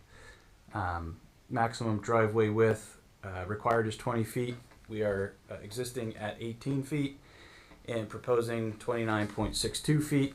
Again, this is, along with these changes that we're proposing, being done to provide ample parking on the property rather than on the street to provide, proper parking for the home. The AC units, the minimum rear yard setback, again, that was discussed where they were recessed into the roof of the garage. Required setback for the AC units is 10 feet. Currently not applicable, but in the existing condition, I don't believe there were any condensers. In the proposed condition, 7.4 feet from the eastern property line. Again, it was mentioned this was set into the roof of the garage, screened from view from Wanamassa Point Road and from Camp Avenue. and the generator also in the same general area. Required setback is 10 feet, and the proposed is 7.81 feet. Again, set into the roof of the attached garage and largely screened from view. Worth noting, you can see it on the aerial. I know there was discussion about noise of these mechanicals. The adjacent dwelling on lot 36, the approximate distance from the closest proposed mechanical equipment to that home is a little over 45 feet. And again, immediately adjacent to it is a standalone detached garage. So I can understand the concern. I do believe, I don't anticipate any significant noise impacts given that we're shielded on 3 sides and potentially all 4 sides, and the proximity of that existing dwelling being 45 feet away. As for maximum building coverage, the requirement is 25%. We exist at 27.94% and proposed is 33.42%. This is largely driven by the undersized nature of the lot. We are also proposing to mitigate any potential impacts from the roof runoff, which you could think of as the potential largest potential impact would be runoff from the roof. So we are proposing to direct the roof leaders away from any neighboring property, with half of that roof area being directed towards Deal Lake and the other half being directed to the public right-of-way of Camp Avenue and Wanamassa Point Road, which will ultimately flow along the gutter line from Wanamassa Point Road down Camp Avenue to a series of inlets that exist within Camp Avenue. We are also compliant for overall impervious coverage by a good margin, with 65% being permitted, and we are proposing 45.12%. So we're approximately 1,100 square feet less in coverage than what is permitted in the zone by proposing a modest patio, small walkway, and of course the driveway, which was necessitated by the parking. And then moving on to some of the boring engineering stuff, utilities, we're proposing all new utility connections for the new dwelling. We've shown those on the plan. Stormwater management, I touched on this, but just to reiterate that all stormwater from impervious surfaces is being directed either to the public right-of-way where it's captured by the municipal system or towards Deal Lake. Neighboring property is going to be protected. We're not proposing to increase runoff to any adjacent properties of record. And then to talk a little bit about tree removal, we have a tree removal compliance chart shown on our plan. When the plan was submitted, we're proposing to remove 3 existing trees that were in direct conflict with the location of the proposed construction, in addition to removing a lot of the overgrowth that's on the property. As you can see in some of the pictures that were submitted, the property has not been maintained in terms of what's been growing there, but a lot of that overgrowth, since it wasn't picked up on the survey, means that it's less than the regulated tree diameter size. So a lot of it is going to be cleanup of kind of opening that up and getting rid of the overgrowth. Again, not something that's regulated because it's less than the tree diameter size that is regulated, and we've included replacement requirements on our plan and agree to comply with the township's tree preservation ordinance. One other thing I did want to bring up, and it could be a field call in the field in terms of construction, but there are 2 street trees on Camp Avenue. Taking a look at the site, they're causing significant issues with the sidewalk. A lot of heave is happening with the sidewalks. So if during construction we were looking to replace those sidewalks and bring them up to code, and deemed that those needed to be removed, we would certainly agree to adequately replace those trees with a new replacement street tree, and obviously agree to also comply with the overall tree preservation ordinance. Do you have to, I've seen them fix the sidewalk without touching or disturbing the trees. You could just. There's a, we have a couple I'm really pictures. concerned about the tree removal in this flood zone, Mhm. and I would even like to see or understand more about the replacement of shrubbery or trees on the property, because it helps absorb the water, and this is a Sure. big flood zone, so I have a lot of concerns about this. Sure, and I hate to see you remove any trees, especially large ones like that, with root systems that absorb all the water. yeah, and the plan would be to not remove any unless we absolutely needed to. Obviously with the sidewalk, safety is the concern.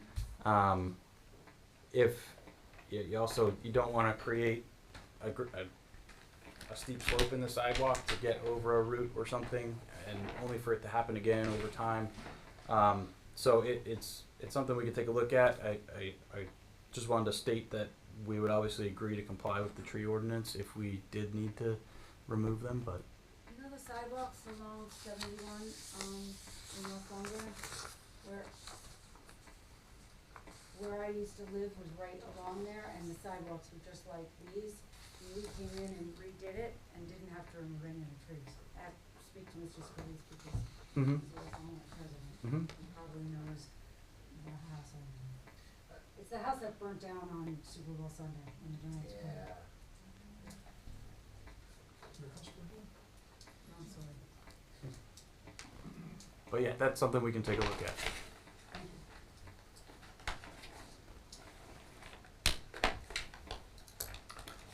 I think that was it for me. We but never certainly marked happy it. to I don't take think we ever questions. marked an A9. A9, could you describe A9 for the Sure, I didn't for the reference it record? a whole lot, but A9 is a neighborhood aerial to provide some context for the board, overlaying the proposed conditions, much more zoomed out than the site rendering. Also dated today. Thank you. And you distributed those to the board? Yes, I did. Thank you. Chairman, no further questions of Mr. Clement at this time. You guys are gonna possibly come up with Plan B. Is it, talk about possibly making the garage a little bit bigger? Is it possible where the garage can face, what's the other street here? Camp? Yeah, camp.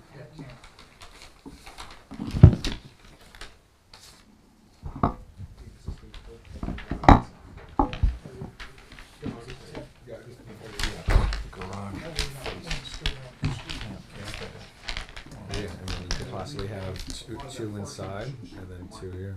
Yeah. Can I have copies of his exhibits? Yes. Yes. Do you have extra copies for Mr. Gazarovski? They got distributed while I was in the gym. They got distributed while I was in the gym. And I need a copy too, Doug. Yeah. Yes. Well, that's the thing.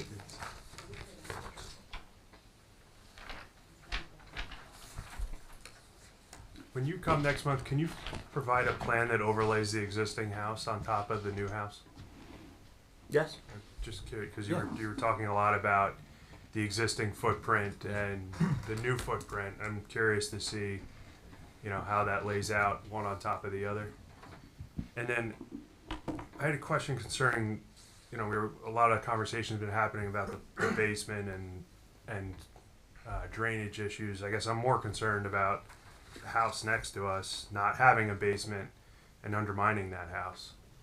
What's the soil condition? Did you do the borings? Or did your firm do the borings?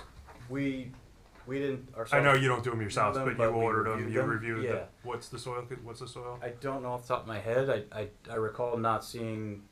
Is it sandy? Is it silty? Is it clay? Do you know? Not off top. I'll have to review. I could get back to you on that. 'Cause, I mean, you're going down. If they don't have a basement, you're going down 9 feet, Yeah. and I you're know. only 3 feet away from the next house. Understood on the concern. How are you? I mean, I don't know how you. It's They're gonna have to it'll be shored up. short or during underpinned construction. or. I mean, that's. Yeah, and I can take a look at the soil conditions. Like I said, I don't know off the top of my head, but Yeah, can we'll you look at that. Yeah, and please, for next certainly address that next for you. meeting. Yeah. Are you, should we direct questions about the sewer to you? Sewer? Yes. Yes. Yes, absolutely. Before I do that, you said you're going to comply with the tree ordinance. Does that mean you have intentions of contributing to the tree fund instead of putting the trees or shrubbery back on the property? So I think it'll probably be a combination of the two. I would like to suggest right now that the trees be replaced and not money put in the fund. We don't need money in the fund, especially here. Yep. We need the trees on the property. Understood, and and that was our goal.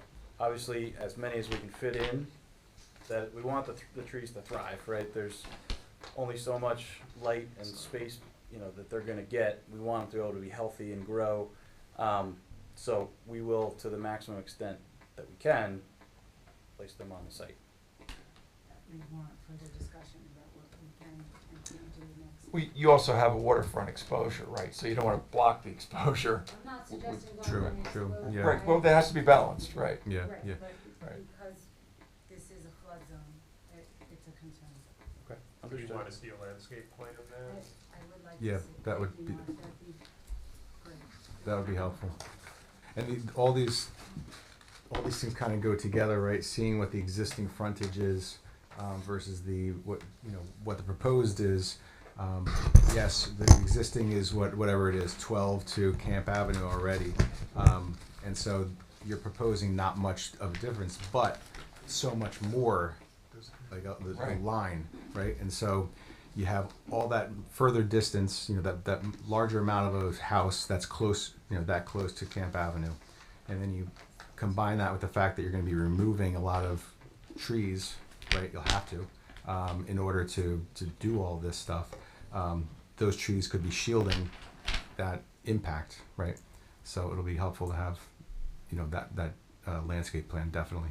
for us Yes, to actually. we could certainly provide a landscape Yeah, plan. because what from the architect rendering, that picture is a beautiful house, but it's changing the whole look of that neighborhood, right? As you go down that street, it'll be a completely different look if there's no trees in that picture, right? Right. And I'd also like to come back to the comment with regard to changing the orientation of the garage doors to the west side. That would negate the third parking space that we just thought we want to try to preserve. Yeah, I think it would give you more up front. You wouldn't need it. Beg pardon? Yeah, if you relocated the garage to Camp Avenue, you'd have more space in front of it, so you should be good on that. I'm worried that you wouldn't be able to park a car without extending it into the municipal right of way. Not the cartway, but the municipal right of way. We have to just do some dimensioning on that.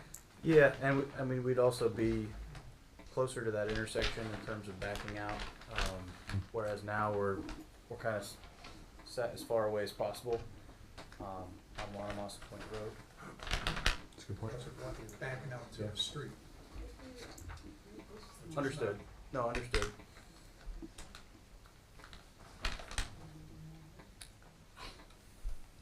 Any more questions? Bennett, any questions? Sure. So, and I'll reference my report. Yeah, please do. So the portion of the property is located in a flood zone. The flood hazard area comes up the side slope from Deal Lake. It doesn't actually reach the portion of the property where the home is located. So, and Mr. Clellan and I had several conversations about this. So the home is not technically subject to the flood damage prevention ordinance, even though it is a portion of the property is in the flood zone. So with that being said, the basement elevation is at I think it was elevation 5 approximately. 5.2. Yep. 5.2, which is technically below the base flood elevation, which is 10. But again, because it's technically the house is technically outside of the flood zone, it's not subject to the rules and requirements of the flood damage prevention ordinance. So it's kind of a gray area in the regulations, the flood regulations and the ordinance, which is based on the flood regulations. So there's not a clear answer. However, they're not subject to those rules. So the basement is technically allowed in this situation, but consideration by the applicant and their professionals has to be made for that basement elevation being below the flood elevation. And that's part of the soil borings that were done. I'm sure they located the seasonal high water table, and that has to be taken into consideration when they go for building permits, and the building department reviews that. And because it's also a portion of the property is in the flood hazard area, it could be subject to review by the township engineer, who's the floodplain administrator. So it could be an additional review being done at that point.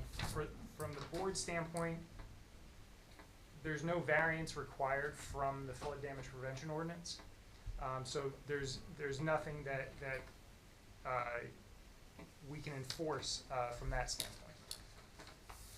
So I'd just add to that, Mr. Matlock, by saying that in addition to providing the soils boring and overall analysis, we'd also use the time in between now and the November meeting to confer with Mr. Scalise as to any waterproofing issues. You heard him mention in his testimony that a so-called bathtub might be one of the options to deal with waterproofing. We'll explore that option as well and report back to the board at the November meeting. If that helps, Mr. Matlock. Sure. To your comment. Yes. Thank you. What have you studied? Oh, excuse me. The floodplain manager already reviewed the application and approved it, so it's been reviewed and approved by the township engineer as the floodplain manager. Thank you. What have your studies shown about the sewer? Does anything have to be, can the current system manage the additional bathrooms? Does anything have to be done to accommodate the old existing sewer system in that area? So I can take a look at the sewer system itself.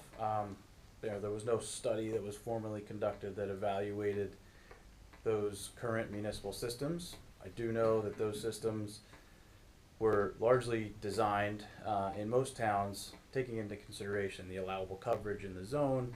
They sized the pipes accordingly. Discharge, in all likelihood, it probably discharges to Deal Lake. But I did look at the drainage path from our property, and there does appear to be sufficient slope from Monmouth Point Road along the gutter line, makes the turn around the corner, down to Camp Avenue, and there's a series of inlets that are very close to Deal Lake, and I would imagine, I can confirm this with a quick site visit, but I would imagine that they empty right into Deal Lake there. That's storm you're talking about. Storm sewer, yes. Oh, it's a combo storm sewer. Yeah. And there's It's a combination storm and sewer system, or No, is no, it? no, no. no, storm sewer. So okay, so it's storm. We're talking about. I thought we were talking about storm sewer. I think She's she's talking asking about about sewer. sanitary sewer. She's talking about sanitary pipes. So, right.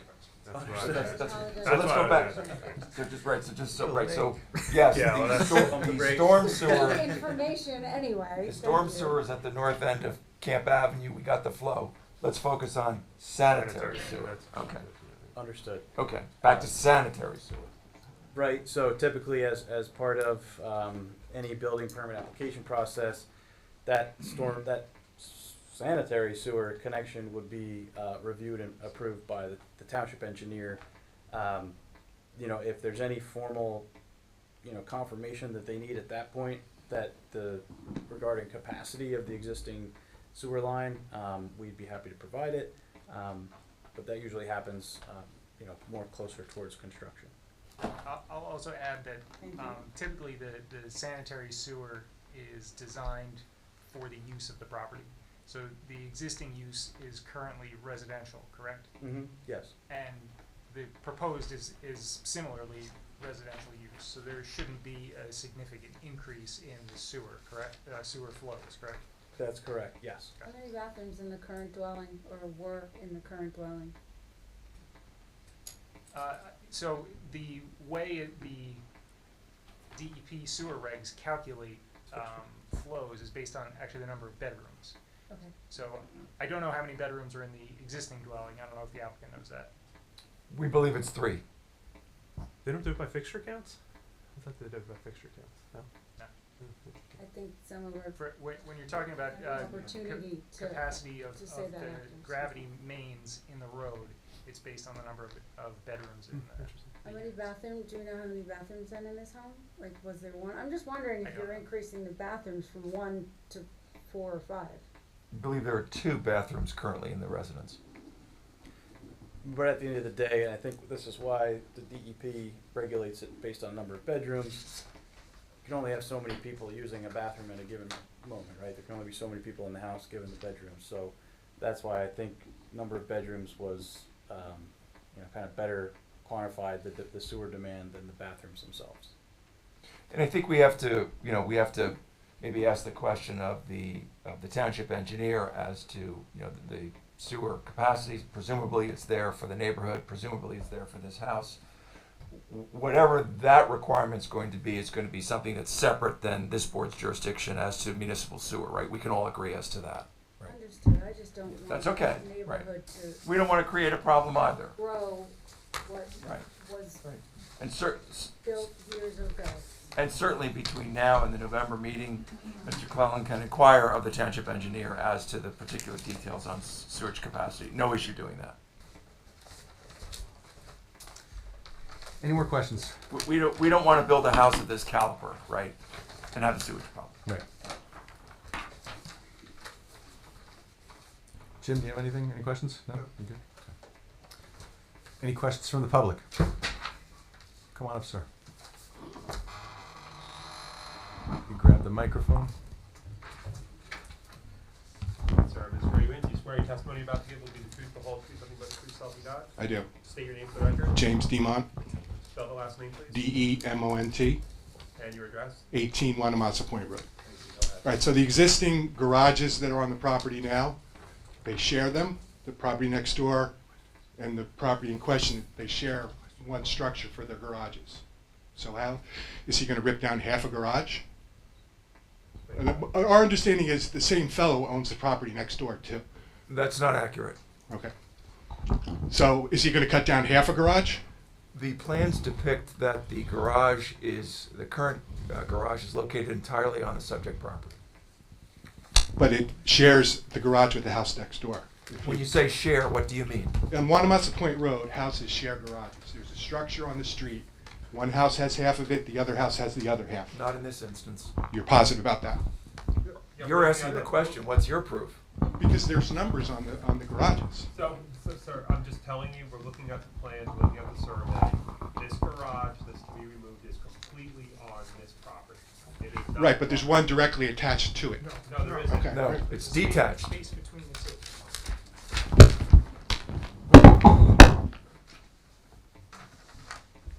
So just so the record is clear, I'm referring to sheet 1 of 5, existing conditions, which clearly indicates a detached garage for the subject property, in no way encroaching upon the lot to the east, and of course Camp Avenue is to the west.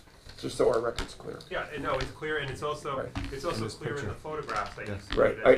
That I would further note for the record, that the detached garage on the lot immediately to the east is entirely on that lot and in no way encroaches on this lot. Listen, this isn't up for, it's not even up for debate. The photographs I are- just want to make the sure our survey- records. Yeah, the survey shows that it's Right. completely on your property. The photographs show that it's not an attached garage to another garage. These garages are not shared, these garages are not co-used, they're Correct. independent garages that are detached and exist separately on each individual I lot. mean, we don't know about use, but the fact is the structure is not attached to anything, and it's completely on this lot. I would stipulate that my client has not given any other party the right to use this detached garage. That's fine. Thank you. Any more questions from the public? All right, so just repeat your name again for the record. Hi again, Richard Virgilio. All right, and sir, you're still under oath, okay? Thank you. Question regarding the utilities. Are they going to be underground or above ground, and will they require one of those telephone poles, a new installation of a telephone pole to bring it all into the ground? So they're largely underground utilities, with the exception of electric service, which is typically pulled from a utility pole, but it would be from an existing utility pole. Do you know where that telephone pole would go? They're not putting in a new telephone pole anywhere. Like to get the electric or the utilities to the ground, how are they going to do that? Which utilities? You're saying I'm sorry, pardon me. Are you saying that the electric? The electric's above ground. It's going to be dropped from a pole. To the house property. Like you said, from an existing pole. Correct. Got it. Okay. Existing utility pole, yes. Gotcha. Because there was another house just that they had to put a telephone pole on their property. Okay. I just want to be clear about that. And there is, I can see on the survey here that there are existing utility poles that could provide service to the house. Thank you. Thank you.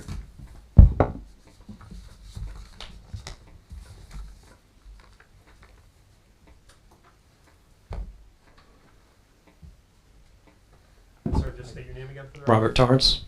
And you, sir, you're already under oath? Yes. You said that the proposed lot coverage is about 33%? Building coverage. Yes, building coverage, sorry. Yep. And 25 is the allowable? That is correct. And I believe when you're seeking a variance, you have to prove that you have some type of hardship? Not necessarily, but we'll have testimony from our planner at the next hearing, sir. Okay, because it seems like this is a self-imposed hardship. It will be hard to say that an undersized lot that's 40% undersized is a self-imposed hardship, but Well- we don't want to argue the merits of the, I would respectfully request that we defer testimony with regard to hardship, whether it's C1 or flexible C as to C2 to our planner's testimony. We're gonna wait, so he's right, let's just defer that to the planner's testimony, because that's not appropriate for the engineer. Okay, that's fine. But you absolutely have a right to make that argument when we get to the planner. Okay, can I ask a question about the setback on Wanamassa Point Road? Go ahead. My question would be, you're required to provide 2 parking spaces. Is that correct? Yes. Is there anything in the ordinance that says that the parking spaces are required to be in a garage? Not that I'm aware of.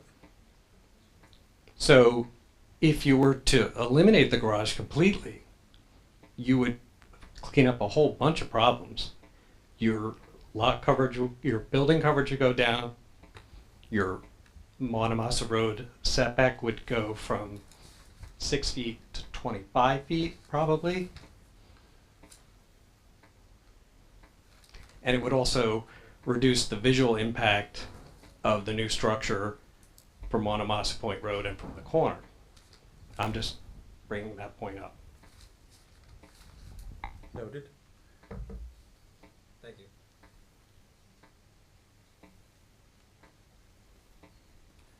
Any more questions? Sure.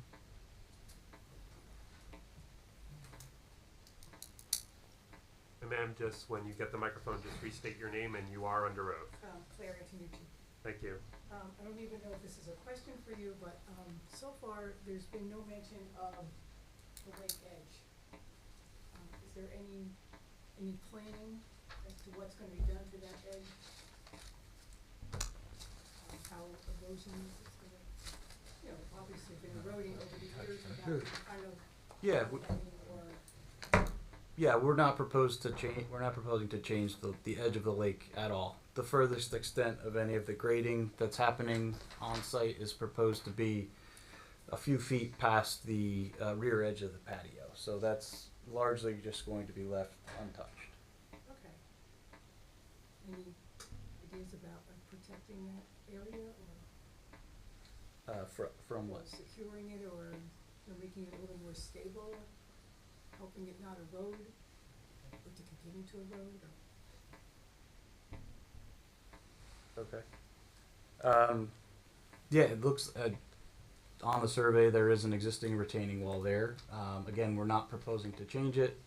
Are there certain erosion issues that you have witnessed that you are concerned about?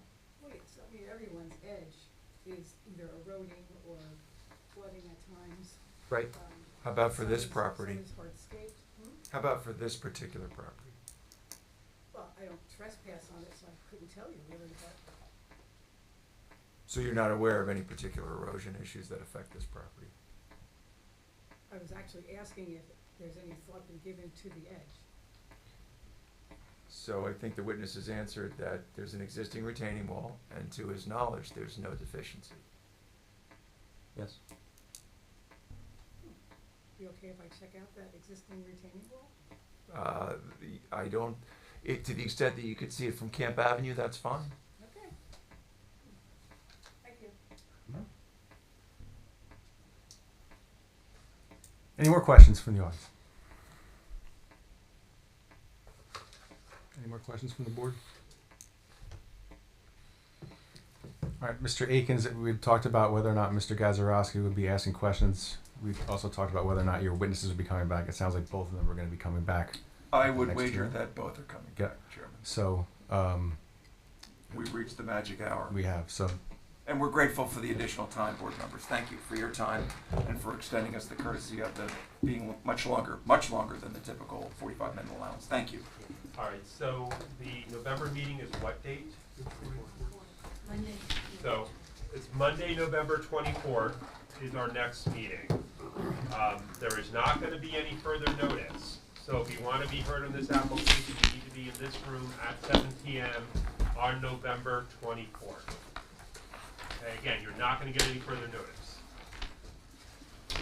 And no further notice required to be given on my part. Yes, that is true. Thank you. all right, thank you very much. Good evening, all. Thank you very much again. Second, all in favor? Aye. Any opposed?